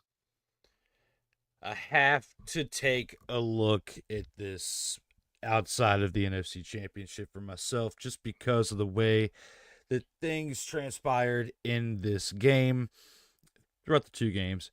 And I'm going with the AFC Championship for my selection, and I'm going with quarterback Patrick Mahomes. Good choice. 18-26 for completions out of attempts on the day, 245 passing yards. He had one passing touchdown on the day, but also had 11 carries for 43 rushing yards and 2 rushing touchdowns. He's approaching GOAT status with the fact that he is going for 3 consecutive Super Bowl wins with the victory over the Eagles in this upcoming game in 13 days. I have to go with my choice for the grand champ of the week, Patrick Motherfathering Mahomes. Nice choice. Can't argue with that one. And for those who think that my brother and I have an adversarial relationship, we don't. So this upcoming choice and pick is not to rub it in my brother's face. It's just from the standpoint of people keep saying this guy can throw for 200 yards. This guy is inept. All this guy does is just run. He doesn't even throw 20 times in the game. But this week's grand champ for me is Jalen Hurts. And the reason being 20-28, 246 yards, a passing touchdown, 10 carries, 16 yards with 3 rushing touchdowns. The stat to me that means the most is what is said on the bottom center of this card. No turnovers. When you're playing these high stakes of games and you have a team where your bread is buttered by having, in this case, number 26 get off as often as he can to get as many runs as he can to pop off at least one of those 60-yard runs, which, if I'm not mistaken, and Dante, correct me if I'm wrong, I think this is the 7th one this year that Saquon popped off this year from 60 yards or greater. That is Hurts' job. He is supposed to make sure that his biggest weapon gets off so that he can get the other weapons to help out in that. He did. Dallas Goedert did his thing. A.J. Brown did his thing. Heck, even Dante Smith in the second possession, I'm sorry, that the Eagles had. a wonderful catch with getting 2 feet in bounds. It's those types of things that you need to have happen for someone like a Jalen Hurts, and he needs to be the facilitator of it. So that is my grand champ for this week. Jalen, congratulations, brother, and congratulations for you making your second Super Bowl in 3 years and winning your second George Halas Trophy championship. Your thoughts, sir? My selection and your selection are absolutely great. Yeah. I have no issue with either one. I definitely have an issue with yours because, Mahomes, key runs and key plays, and he atoned for his turnover, and that's all you're gonna ask. Well, I thought about giving it to Saquon, but I was like, that's just too much love for the Eagles for the grand champ of the week because you picked Jalen Hurts. And I was like, well, if you're going to go with the Eagles for, part of your grand champ of the week, I'll look at the AFC. And I was like, Mahomes, because he was a difference maker for the Chiefs. He's part of the reason why they put up 32 points. Let him down there, 245 passing yards, but also got it done on the ground as well. Yep. Just behind Kareem Hunt is the second leading rusher on the day for the team. And you still had 245 passing yards and did not turn. I mean, well, you hit the fumble. But didn't throw any interception, yeah. But besides the fumble, didn't throw any interceptions. I still have to give it to him because there's nobody else offensively that outdid him as to why they put up those 32 points. Could not say that better at all. Oh. Now, I did say that we're not going to do 2-minute drill. Well, what are we going to do in this? We'll get that next week. That's right. But what are we going to do in this place?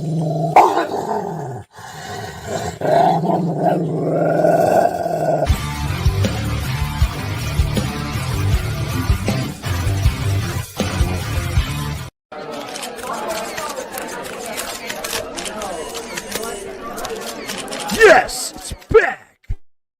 That's right, ladies and gentlemen. We are returning the Gridiron Scoop. Now, this is where we take certain stories that we have heard from the past week in the world of football, and we will begin with what we've been seeing as, I guess, an issue: refereeing. And to be completely blunt, refereeing in favor of the Chiefs. Well, leading up to the Chiefs-Bills game this past Sunday, CBS rules analyst and former referee Gene Steratore, he had a message for the officiating crew that were handling the AFC Championship game.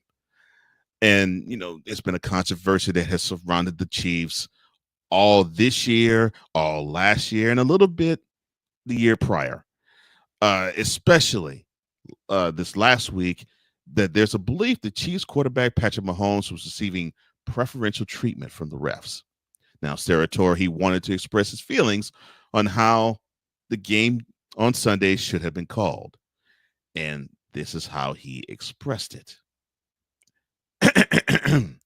Quote, "My pregame message to the officiating crew: let them play physical right up to that line of being a foul. Call the obvious and let the incidental small stuff fall by the wayside. This is the conference championship game. It will be clean. Both teams are exceptionally coached and aren't new to this moment." Close quote. Now, my question to you, after what it even seen transpired, even after that game, well, even in that game with the referees and the division around as well with the Chiefs, do you believe there is a refereeing problem in the NFL? Absolutely. I do believe there is a problem in the NFL because you got to look statistically within the games for the Chiefs. All right. Usually who wins the battle of first downs, time of possession, doesn't turn the ball over. Those are the ones who generally statistically win the game, but also penalties play a big factor into this as well. When you look at what the game between the Texans and the Chiefs, the week prior, the Texans had 8 penalties for 82 penalty yards in comparison to the Chiefs 4 penalties for 29 yards. Okay, Now, looking over at the other side, when you have the Bills and the Chiefs this week, very similar situation where the Bills have more penalties and more penalty yards in comparison to the Chiefs in this game. Now, when you look at the two on paper, it does look relatively close as far as the amount of penalties called between the two teams. It looks a little more lopsided in the divisional round than it does in the AFC Championship game. I feel like they called it a little bit. It wasn't lopsided in the AFC Championship, in my opinion. I feel like if you want to go back and argue this for the Texans game, yes. Throughout the playoffs, it has been inconsistent because you look at other games like when the Eagles played the Commanders this past week. Very similar as far as the amount of penalty yards, 47 yards for the Commanders in penalty yards and 30 yards for the Eagles, but only 9 penalties in comparison to 5 between the Commanders and the Eagles for these two. So it's somewhat inconsistent, but if you go back throughout this now potential three-peat, the Chiefs now have the opportunity to go seek in the Super Bowl. Throughout these past 3 years, with this whole run right here, you could argue there's been several situations going back for the Eagles in the last Super Bowl they faced off when Bradbury had that PI call in the end zone and they were crying about it that entire offseason, to where now we're set up like Rocky 2, Apollo Creed versus Rocky Balboa, Chiefs and Eagles like it's Rocky 2. And you have Bradbury in the end zone yet again. Could we see PI call number 2 in the Super Bowl? It's fathering possible, Cole Johnson. I think that we potentially could see it, and we could see the Chiefs serve that Beagle.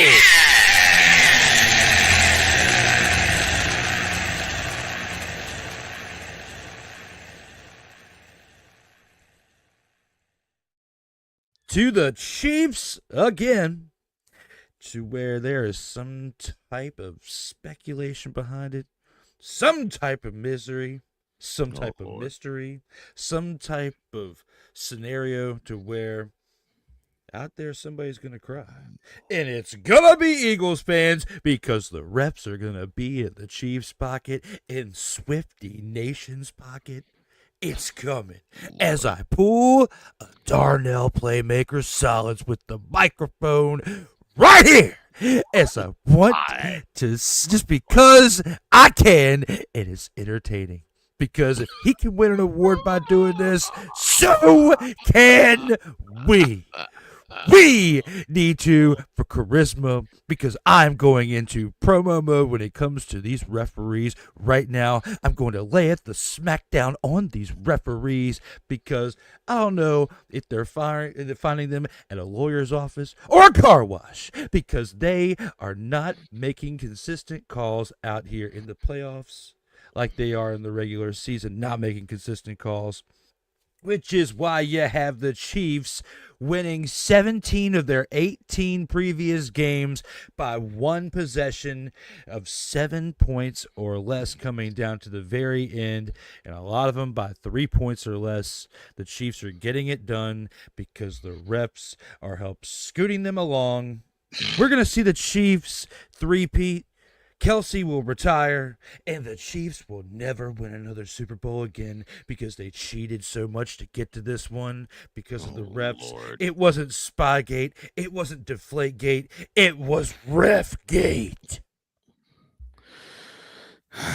To that point, or I should say to that ilk, Ryan has this complimentary thing to say to you. He says, my dog of the week, Drew Willingham, going pro wrestling promo mode in Friday's Commander's Gridiron Report. LOL. You mean just like we just did? I still have it. I still have it on the desk. I had my headband on. Mm-hmm. I had the America one Lord. Saying that America wants the Commanders and the Bills in the Super Bowl, and neither one of them won this past weekend. Neither one of them won. Oh, you made Playmaker happy. He says, "Oh look, I have no comeback," with 2 laughing, crying on the floor emojis. Dante says, yeah, there is a ref problem. They keep changing the focus points. I have no problem with the booth picking up penalties, but I do think the booth can call penalties. It's frustrating, though. You watch the NFL and 20% of the games are flags, and it's flags, and it's flags. That really isn't good to watch. Well, yeah, it isn't entertaining. I agree with you. And he says not necessarily it's a ref problem, it's a system problem. And now I could get that. I can get down with that because I think we're not seeing regulation to me with consistency in terms of, okay, so this is a foul, this is not a foul, because you can watch a game where it's like, okay, so you can have a guy do a hip drop tackle and that's not flagged, but you see another game, a guy do a hip drop tackle and you'll see 3 or 4 flags thrown. That's the problem I'm having. It's inconsistent all the way around, but hopefully they can fix that. And if they can, I think we'll be seeing better games. And I agree with you. Dante. A lot of flags equal people wanting to tune out and turn off. So yeah, I agree with you there too. But they got to find a happy medium somehow, somewhere, in some way. Lord, why does he have to be like playmaker in that one? Now, the Detroit Lions, they have a problem. And what problem are you saying? Yeah, I know they got eliminated by the Commanders in the divisional round, 45-31. But no, I'm not piling salt or throwing crap on or dirt on their grave. It's the fact that both coordinators for this team the last couple of years, both are going away. You have Ben Johnson, who is now the new head coach for the Chicago Bears. And you have Aaron Glenn, who's returning home, or I should say, returning to his football home.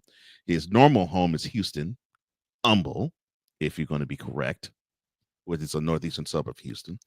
But his football home is the Jets. That's the team that drafted him back in 1994 out of Texas A&M. He will be the head coach of the Jets.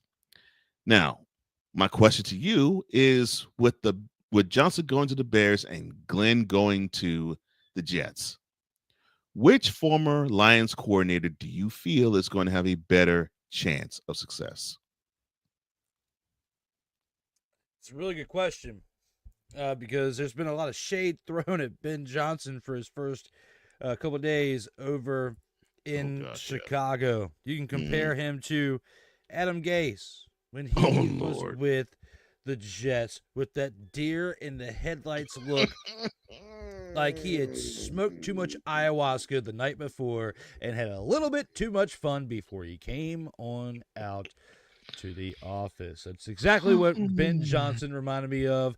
Adam Gase out there when they were all making fun of him. Looking back at this whole situation, when you look at this team, when you look at the big tale of woe that's been going on with the Chicago Bears for quite some time, they've absolutely sucked for about 20 years. Since the last time they went to the Super Bowl, they have not had a good run. You look at Kyle Orton, you look at Rex Grossman before that, you look at Jay Mother, Father, and Cutler, Lovie Smith.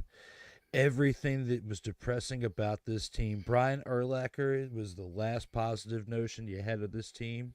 Yeah. Because now you have a guy that paints his fingernails more than he looks at the playbook. So when you look at this situation right here, you got Ben Johnson in here. You got your hands full. Are you going to be able to keep your quarterback out of the salon long enough to figure out what the play calling's going to be? Can you do it? I mean, you got to – there's no more spa days over there, Caleb Williams. It's time to win some football game. All right? No more spa days. Get it together. Hell, he might be joining you in the spa days. You, coach and quarterback, getting their nails done and figuring out what their plays are going to be. Could you imagine that's what football's come to in 2025, Cole? Quarterback and coach getting their nails done and getting their plays drawn up. Come on. And the assistants in there while they're getting the nails done, recording everything and writing it all down. plays drawn up. They're literally getting their manicures or pedicures or whatever in there, and they are drawing up plays. Well, the assistant's drawing it up while they tell them the rundown, while they're getting the Bears colors on their nails to get ready for the upcoming game. That's what this upcoming fall is going to look like each and every week. No, I don't know. It varies. It depends. It depends on what the Jets do, really, because the situation in Chicago and the situation in New York, I feel like are a little different. All right. The Jets front office situation. The one thing I'm not that clear about is between the two, which one of them has more. I don't know what something's like tapping in the background. It might be. Might be. There we go. I don't know which one of them has more control over the management of the roster, right? As far as who they bring in, because you got the Jets that are being ran by young children, okay? That are like 17 years old, making decisions like they're playing a game of Madden, trading around with no salary cap, okay? That's what it sounds like is going on over there with the Jets.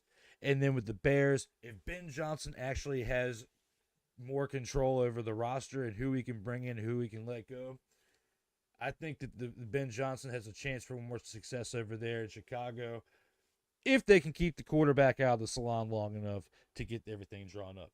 When it comes to the Jets, who's your quarterback? Is it going to be Aaron Rodgers? Breece Hall is your running back. He's young, but you need an offensive line. You got enough wide receivers, but Devontae Adams is probably not coming back. And if Aaron Rodgers comes back, he's going to be taking Devontae Adams with him. So there's a lot of question marks of who stays and who goes over there in New York. I think with what you have built up, especially with the young talent around Caleb Williams, again, if you can keep him out of the salon long enough to get to practice and to get ready for the upcoming season and to stay consistent from week 1 to week 18 throughout the bye week and everything, I think the Bears have a decent chance of being more successful than the Jets right now because there's more question marks around who you're going to be building a team around in New York than there is in Chicago. You've already got the quarterback that you think you've got. I mean, you got rid of Justin Fields for him.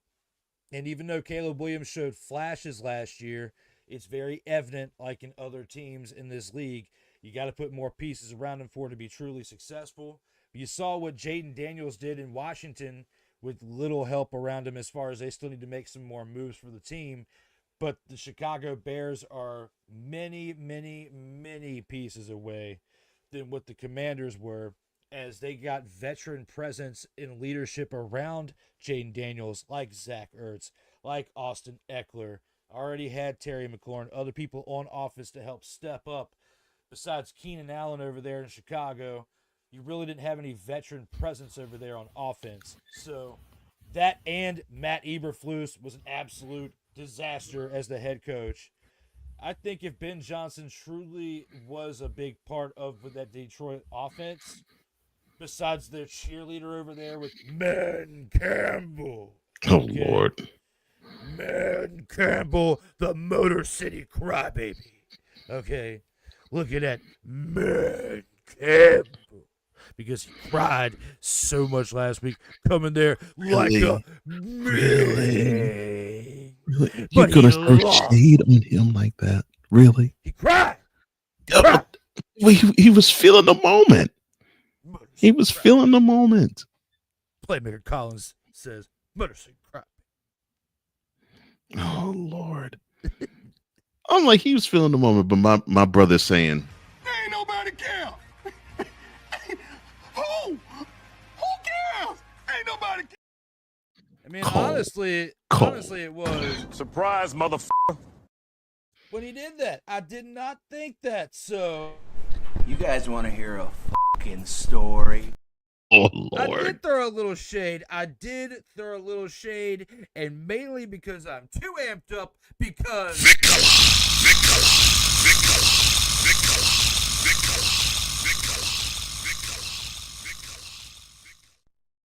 has not showed up yet, and I'm too hype this morning because he is not here.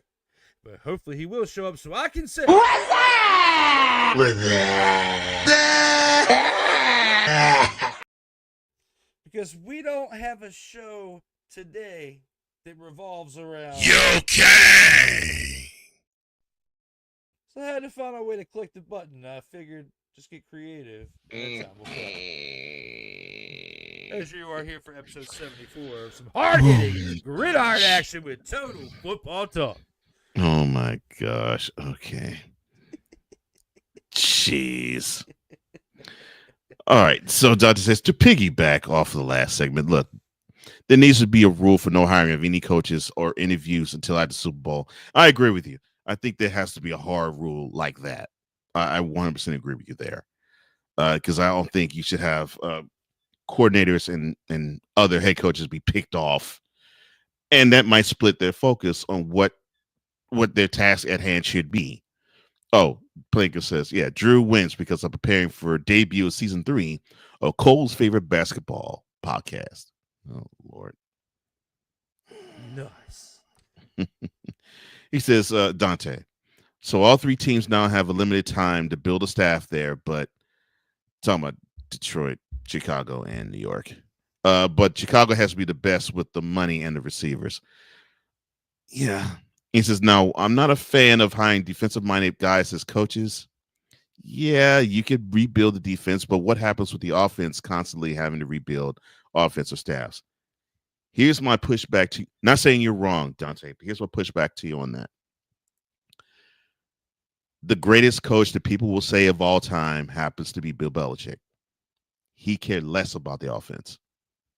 Defensive-minded, but he was smart enough to understand, let me get the offense, let me get an bright offensive mind where he can run the offense. I'll just run and focus on the defense. And I'll see how things are with everybody. But my main focus is defense. But for the most part, most defensive-minded head coaches pretty much are, the defense has to be A1. I don't give a crap about the offense. And you do run into issues and problems. So, yeah, I agree with you there. But best coach of all time, Belichick with 6 rings. You're going to see many teams still want to model that even now.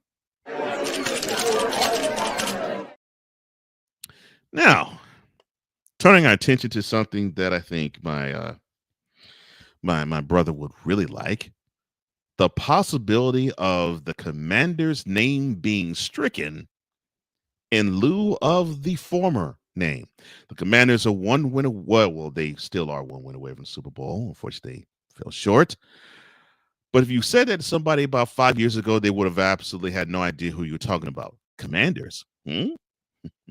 That's because the Commanders were the Washington Slur.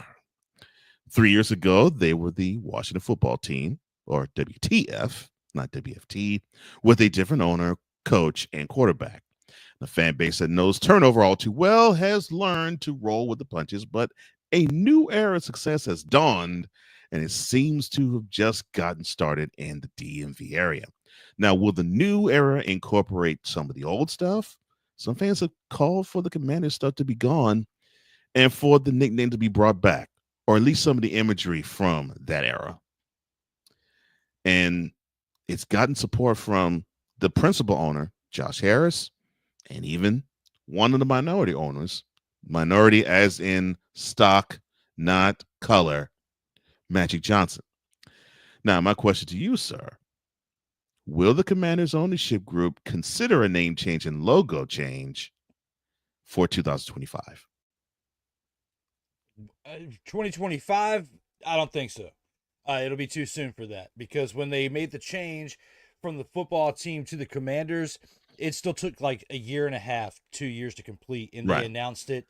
I believe it was for the 2020 season, they were the football team, because it was 2019 was the last year that they were the formerly known as the REDSKINS to keep things politically safe out here in these streams for now. But if the name comes back, I will say it again. But when it comes to this name right here, known as the REDSKINS, I don't think it happens for 2025. I think it's too soon. I think there's a decent chance this offseason that we get an announcement that the logo is going to come back and then they're going to let you vote for the name because it was set up for the Commanders name as like people were going to vote for it, right? Yeah. And people like apparently had different names they could vote for, and according to Dan Snyder, the Commanders name won, which I still thought was BS because of the amount of people that are upset with the name since the name was changed. All right. So looking at it for what it is, when you have this name right here, people were not upset about the logo. They were upset about the name, the ones who were acting like individuals who were upset about the name. All right. So they changed the name and they changed the logo out of spite, that being Dan Snyder. Looking at this name right here, I feel like there's a decent chance this offseason that they announce the logo's coming back and they're going to change the name to either the previous name or let it be up for a vote for different names that people could choose from to honor a tribe. And whichever gets the highest vote, they use that to put that as a tribe name. The Washington Chippewas, whoever it is. I mean, looking at it for what that way people can't get upset about the REDSKINS. Right. However, Cole, whether it's you or whether there's other people out there who do not prefer for the name, if it has to go back, if it goes back to the previous name, those out there who have said all bloody murder and all holy hell when it comes to this name and wanting this team to change the name over the years have finally got to put it to bed and tuck it in and say good night and let it go and just embrace the name. If it goes back, no more crying, no more getting upset. You have to let the name rest because it's a part of history. Or if you bring back the logo but call the Chippewas, you have to let them be, let them have their time, let them enjoy their logo, and let them have their moment out here because they have the C2 right now, the Commander's Curse. You cannot get past the NFC Championship without dropping the Commander's name and either going back to the formerly known as the REDSKINS or call yourselves the Washington Team of Football so we can say WTF every time they score in the end zone. Team of Football. Or you can change it to something that's cool and still honor the logo. That is my vote right there, because if you don't do that, the overall fan base is going to be tough to get fully behind you, even though they are loyal. They just hate this name. I feel like you bring even more happiness to this fan base if you change that name, and you change it soon. Don't be surprised if they announce this offseason that it'll change for 2026. But to answer your question, I don't believe it happens for 2025. That would be too soon. But they've already started bringing up the former name in former jerseys and saying it in press conferences and honoring it with jerseys. And they're going to be selling merchandise starting this offseason with the old name and the old logo and stuff on there. So who's to say if they're not already doing that? We've already had a political shift in this country, and the main reason why this whole thing was going about it the way it was because a lot of the left-sided flakes were getting upset, crying bloody murder, and now we had a change in name. And it is what it is. 5 years later, it is what it is. But now it's a different day, different time. We've been healing. No pandemic where people are going crazy in their houses. Let the people have their logo. And then we'll have a discussion about whatever the name is. But the logo has to come back. That has to get announced this off season, that the logo's coming back beginning in 2026. Yeah. I've said this to you. I'll say it on air. I think the logo has to come back. And I think that's the best part. I've said it's one of the best logos in NFL's ever had. And I've had no issue with the logo. Still don't. don't really have an issue with the uniforms. In fact, I'd rather the old uniforms than the ones they have now. Uh, Everything else is fine. It's just the name, and that's it. That's the only thing that I have. And if they were to go back to it, I have a song for that too. But I'm not going to sing it now. But know that I have a song ready for it if they were to go back to it. But I will still, if they do revert back to the old name from out of traditional purposes, they will still, to this moment, be called the Slur for the rest of my life.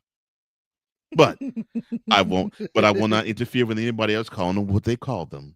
It just will. They just will be called the Slur. I would call them by their former name, and I would not be referring to them like an artist formerly known as Prince anymore, but I will refer to them as the football team formerly known as the REDSKINS right now to appease you. But those radio stations, those people that have us on other streams, I'm sorry. You're listed right now on episode 74.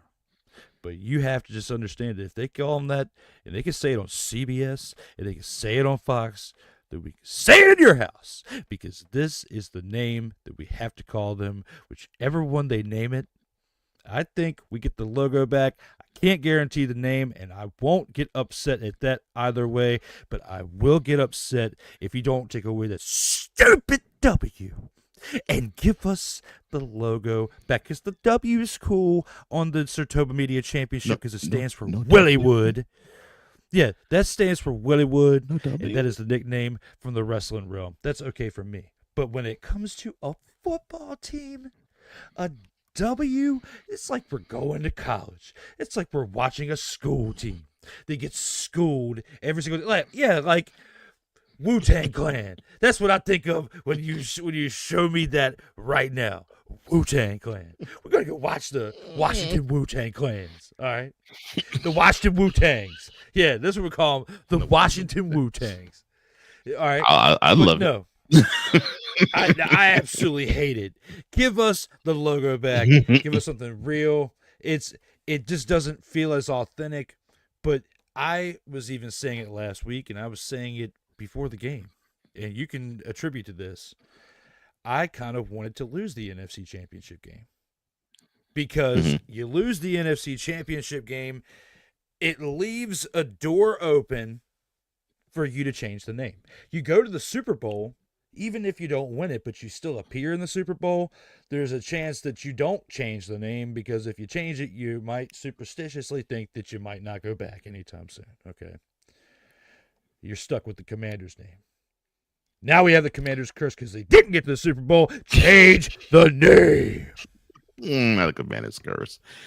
I love your idea of seeking a tribe that they honor, and they actually get the endorsement of the tribe. I would love that. I don't care if it's Navajo, Cherokee, Chippewa, Illini. I don't care what they pick. It could pick a tribe that is very close to the DC area and honor them. I would personally, I would love that. I'd be all aboard with that. And bring the logo back. Bring the logo back, honor a tribe. I'm like, awesome. Because I think that'd be great. I think that'd be more than great, and that'd be awesome. If they go back to the Slur, I got a song for that. But before we do go on, Dante says, look, my pushback to what you were saying earlier about Bill Belichick, that division was trash. I mean, would it work today with the Bills and the Dolphins when healthy? Well, with the Patriots, the way their presently constituted, no. But maybe with the pieces they had, it probably could still work. But I do get what you mean. You need to have a guy who's willing to be invested in all phases, and maybe is a little strong on the offense and gives a crap about the offense. So I don't fully disagree with your point. I get what you're saying. I do. Oh, and about the name, he said, look, just change the name of the old logo. Just change the name. The old logo was great. Yeah. I still love the old logo. In fact, I'm still upset they went from that to the W. I'm like, what the heck is a W? And I'm not a Commanders fan. I'm like, what the heck is a W? The Wu-Tangs. I'm gonna leave it at that. Watch the Wu-Tangs. God, watch the Wu-Tangs.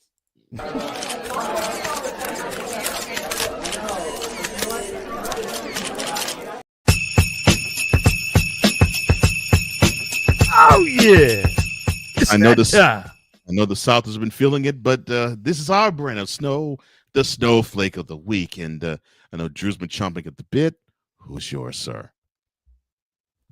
Well, while I make you all a gift before we get on out of here, because of the Chippewas and the logo, it spurred up some type of creative genius in my mind that is inspired by my guy Cole Johnson. That's what he's rubbing off on me out here, making up something to share with you before we go home. So during the post game, I can show you something that might have to deal with a Chippewa.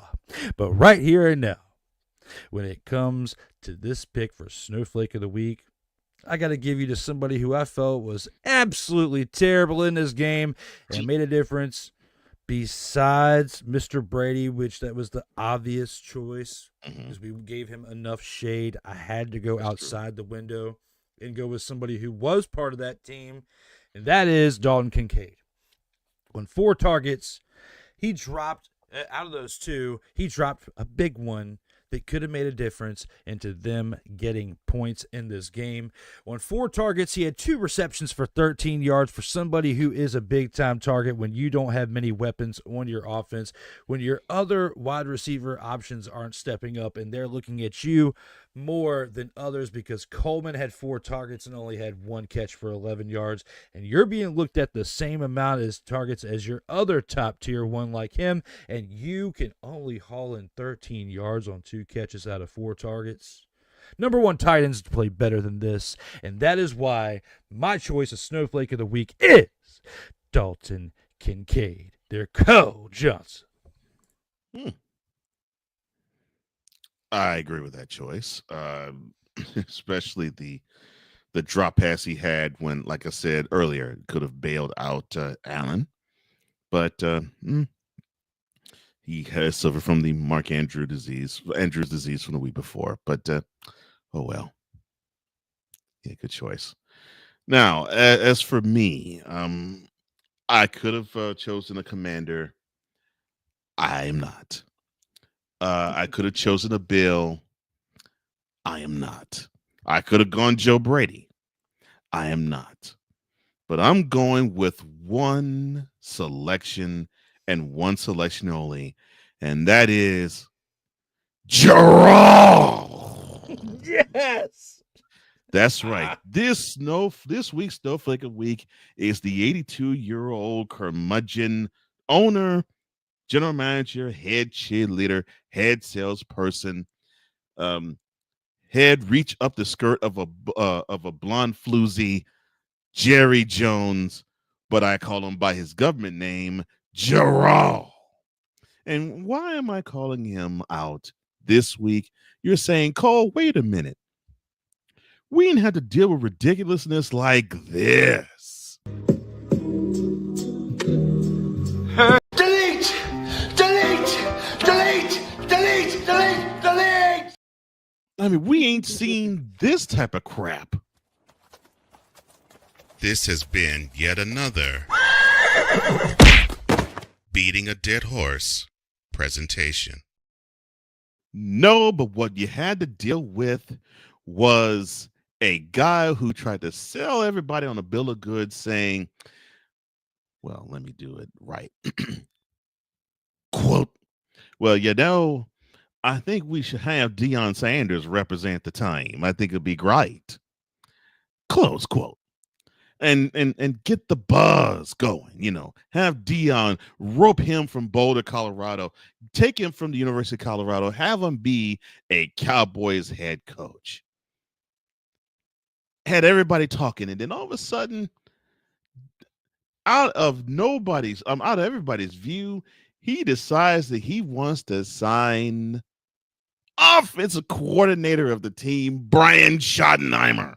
Now, yes, I could say, all right, so Schottenheimer, last name familiar. Yes, his father was the legendary head coach of the Chiefs, and before then the Browns, and he actually played for the Bills, if I'm not mistaken, as a linebacker, Marty Schottenheimer. So the name runs a lineage a mile wide for decades. So he is a football guy. He has Brian has cut his teeth as a Jets coordinator, offense coordinator, and recently as a Cowboys offense coordinator. And I've forgotten the team, but definitely the Jets and the Cowboys. And he's of age, but the problem is he was on nobody's radar to be anybody's head coach, but it fits Jarrell perfectly because it's a man he can control. He gets to still be the guy with the Cowboys, and Brian Schottenheimer will have to always answer to everything Jarrell puts in front of him. That's right.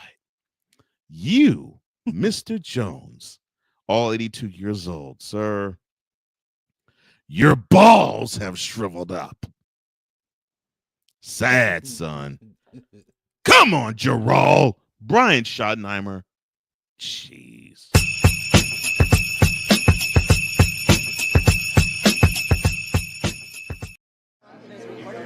As long as it's one. It's great. I love it. Well, we've enjoyed this wonderful episode 74 of Total Football Talk. Unfortunately, we have come to the end of the show, but before we do, this is the post game where we give our thoughts of the week that was and things that are to come. And for his final thoughts, Drew, the floor is yours. So we were talking about, potentially changing the name, for the Commanders.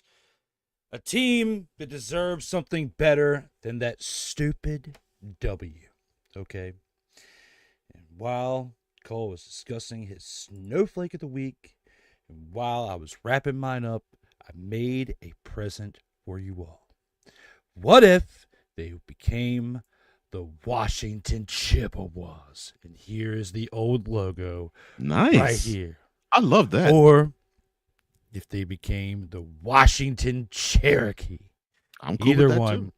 because that's better than the REDSKINS. Yes. The Chippewas are in a different part of the country, so it doesn't really fit necessarily with the East Coast, but the Cherokee were a part of the main tribes of the Eastern Woodlands, so it could work out. The Washington Cherokee. I feel like Cherokee sounds better than Cherokees, so the Washington Cherokee. Maybe, or if they have an actual different name. These were just names that I found throughout my research. And while you were giving your great take on Jerome, I figured we could do something with this logo, whether they're the Chippewas or the Cherokee. You decide out there with the vote. You could probably come up with something different for a better name, as long as we bring back the logo.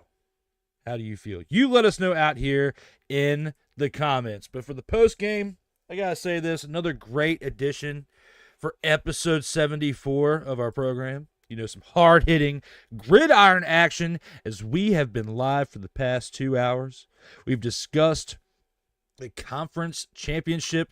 We reviewed it between the NFC championship and the AFC championship, and now we have a Super Bowl to discuss next week when we come back. Episode 75. Episode 75 will be a review. Well, not a review, a preview for the upcoming Super Bowl. In 75 episodes, we got to another preview for another Super Bowl. And we also, I don't know how much we're going to talk about it. We'll have some things kind of in the gridiron scoop again, but I don't know how much we're going to talk about it. But we got the Pro Bowl to recap, not statistically, but probably to talk about how stupid it was, because just like the NBA All-Star Game, I just feel like you need to have like an all-pro list and just send them on vacation or something, but it doesn't need to be televised. Give them a break and just let them have an all-pro award or something, because at this point, you're just wasting everybody's time with playing all these games. So, putting it all off to the side, I don't really care about the Pro Bowl this weekend. I'm not going to be watching it. I'm going to be taking the weekend off from watching football. But one thing I will pay attention to is the headlines. Because whether it's talking about the coaches that got hired, you got Pete Carroll going to Las Vegas. We still have an opening over there in New Orleans. Who's going to get that? Is it going to be Mike McCarthy? Is it going to be Cliff Kingsbury who's going to grovel into another head coaching spot, but somewhere he doesn't need to go because he needs to finish his business over there in Washington before he becomes a head coach again? As I become Playmaker Silence again. Back here with the microphone. But when it comes to Mike McCarthy, when it comes to Cliff Kingsbury, or over there, anybody is definitely Brady. He doesn't deserve to become the head coach over there for New Orleans. Or maybe he does because they continue to suck like they did when Dennis Allen was there. You know what? Go ahead, Saints. Hire the offensive coordinator for the Buffalo Bills. Have a grand old time. Bring back Billy Joe Herbert for the 90s and just get ready to sling the rock into nowhere into 5 turnovers.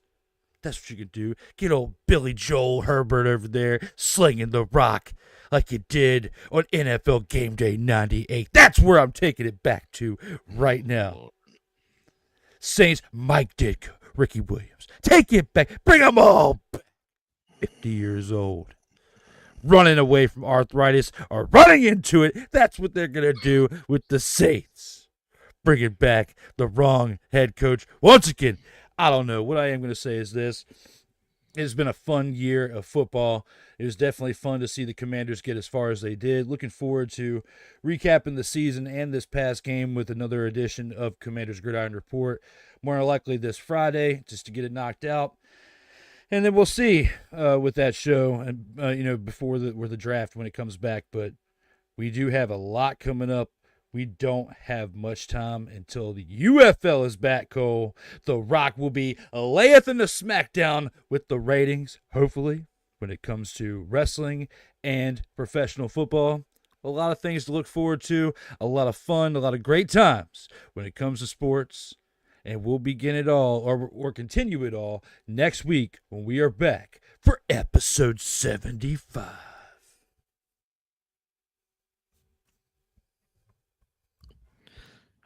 Bobby Hebert. Okay. I never thought I was going to hear Bobby Hebert's name mentioned. But oh, that's right. Yeah, I did call it wrong. I kept calling him Herbert because that's what they kept calling him on NFL Game Day 98. Yeah. Yeah. He was a product of Louisiana, so yeah, it's French. Bobby Hebert. I'm like, oh, good Lord. But yeah. If they do have him there, they'd probably be rejoicing in the French Quarter. Goodness gracious.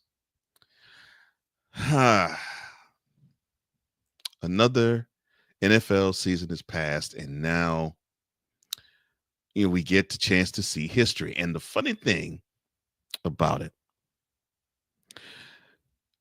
so when the season started, my prediction was we were going to see the Lions and the Chiefs match up for the Super Bowl. And, well, my prediction fell flat 2 weeks before, well, 3 weeks before the game took place, because the Lions decided to have a lot of injuries and unfortunately couldn't recover from it.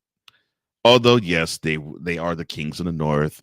They now are back-to-back NFC North champs, and they actually had history made by getting their first number 1 seed ever in an NFC playoff run. So they made history. Unfortunately, they didn't complete the history that they would like, which is to basically stand right now ready and preparing to go to New Orleans for Super Bowl 59. But the other team, the Chiefs, and I remember it was a question that my brother asked right before we were predicting the Ravens-Chiefs game. And understandably so, he actually said, if there's a team that I think can knock the Chiefs off, it would be the Ravens. And I understand why he would say that. He would say that because, well, the Chiefs would probably not want to have a battering ram in the name of Derrick Henry go upside their head. And I'm like, yeah, I could see that. They didn't have that when they played last January. They would have it this January if they played. Okay. I could see that happen. The problem, though, was the reason why I didn't pick the Ravens is similar to the reasons that I have for the reasons why I think the Eagles are sort of snake bitten, uh, but for different reasons.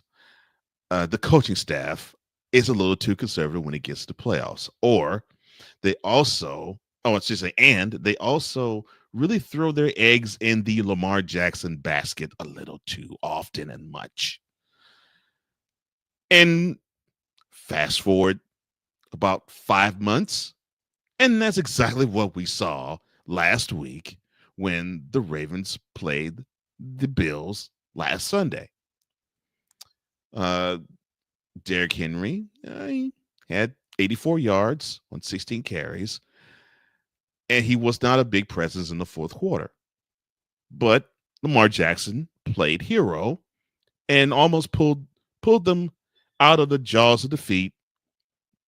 But Mark Andrews and his critical hands had other plans.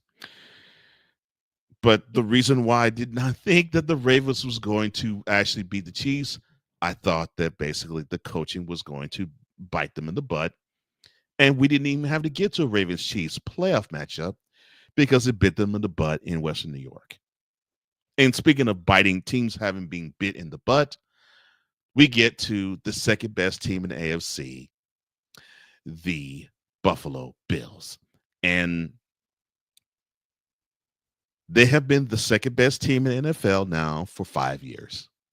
I know there was a hiccup in 2021 when the Bengals went to the Super Bowl and represented AFC, but pretty much it was a thought process of whoever came out between the Chiefs and the Bills, they were the best team in the AFC, even if they didn't meet in the AFC Championship game, because they only met twice. They met 2 more times in the divisional round. So 4 times that the Bills have had the crack at beating the Chiefs. And for the exception of the first time when it was a 14-point loss, 1 score defeats each one of them. Starting with the one that actually changed the playoff rule for overtime forever. Because the Chiefs got the ball and they went down, they scored 6, game over. Well, now, if the Chiefs were to do that on the first possession, well, the Bills would have had a chance to respond to do the same.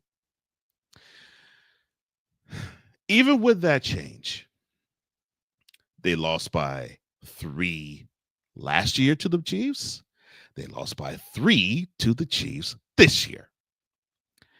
And now they are humbly understanding that they are the unquestioned second best team in the AFC. So, along with that, and refs possibly being in the pockets of the Chiefs, even though I could talk a lot about the Eagles and how they have ascended from the doldrums of having a wonderful 10-1 season spiral so far downward that people would question how they were, to now they are the kings of the NFC again. I hope they actually get talked about a little bit.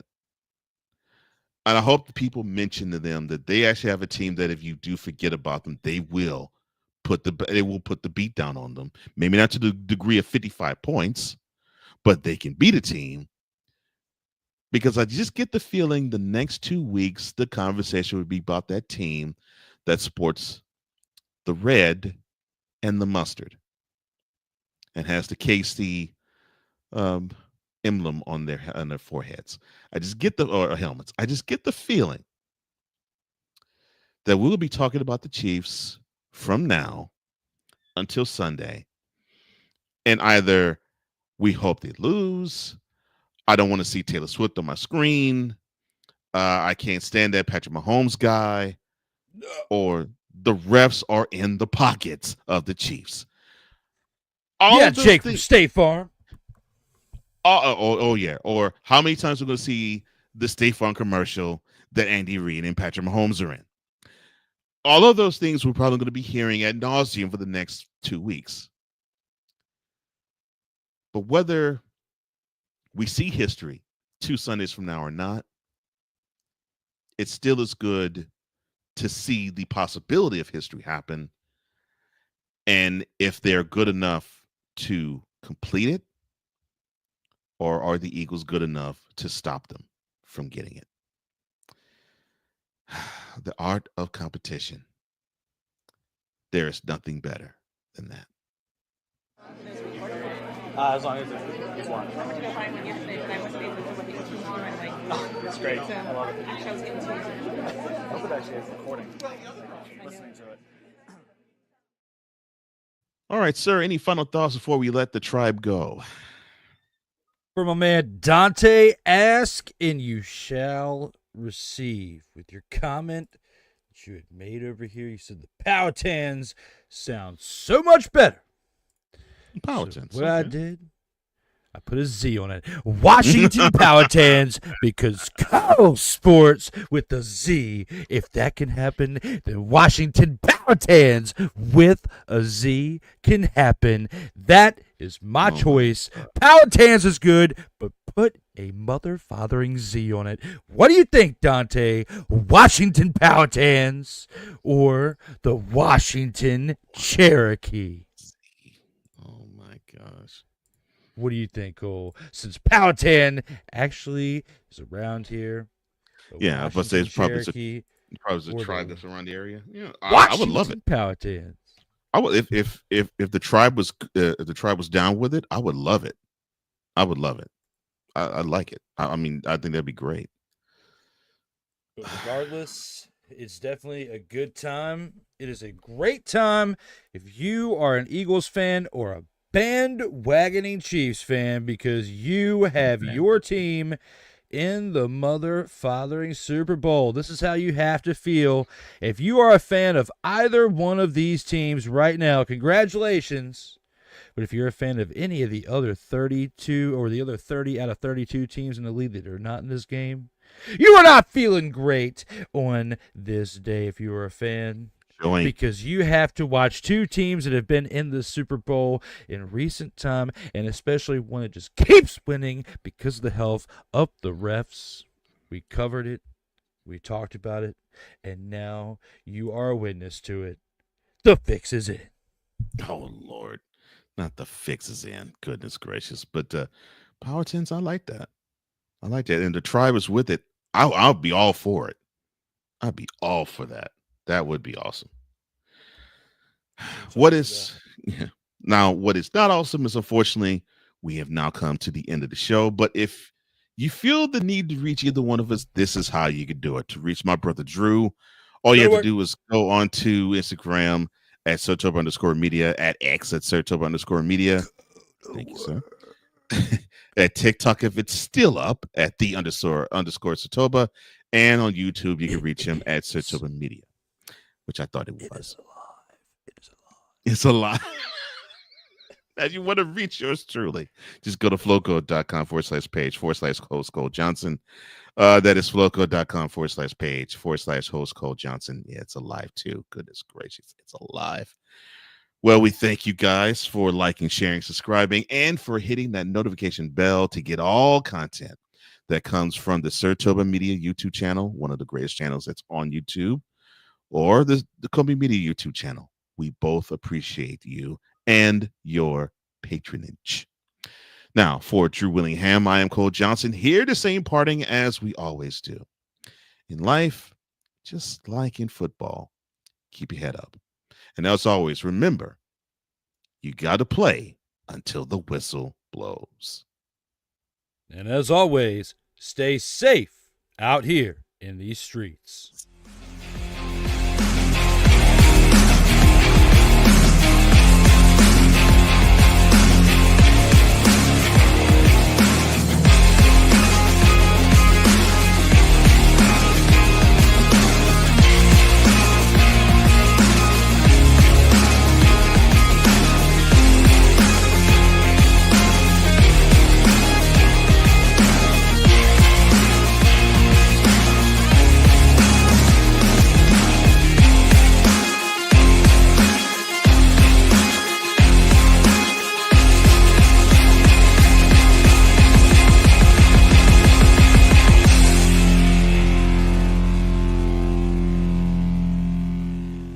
Dante said he likes the Z.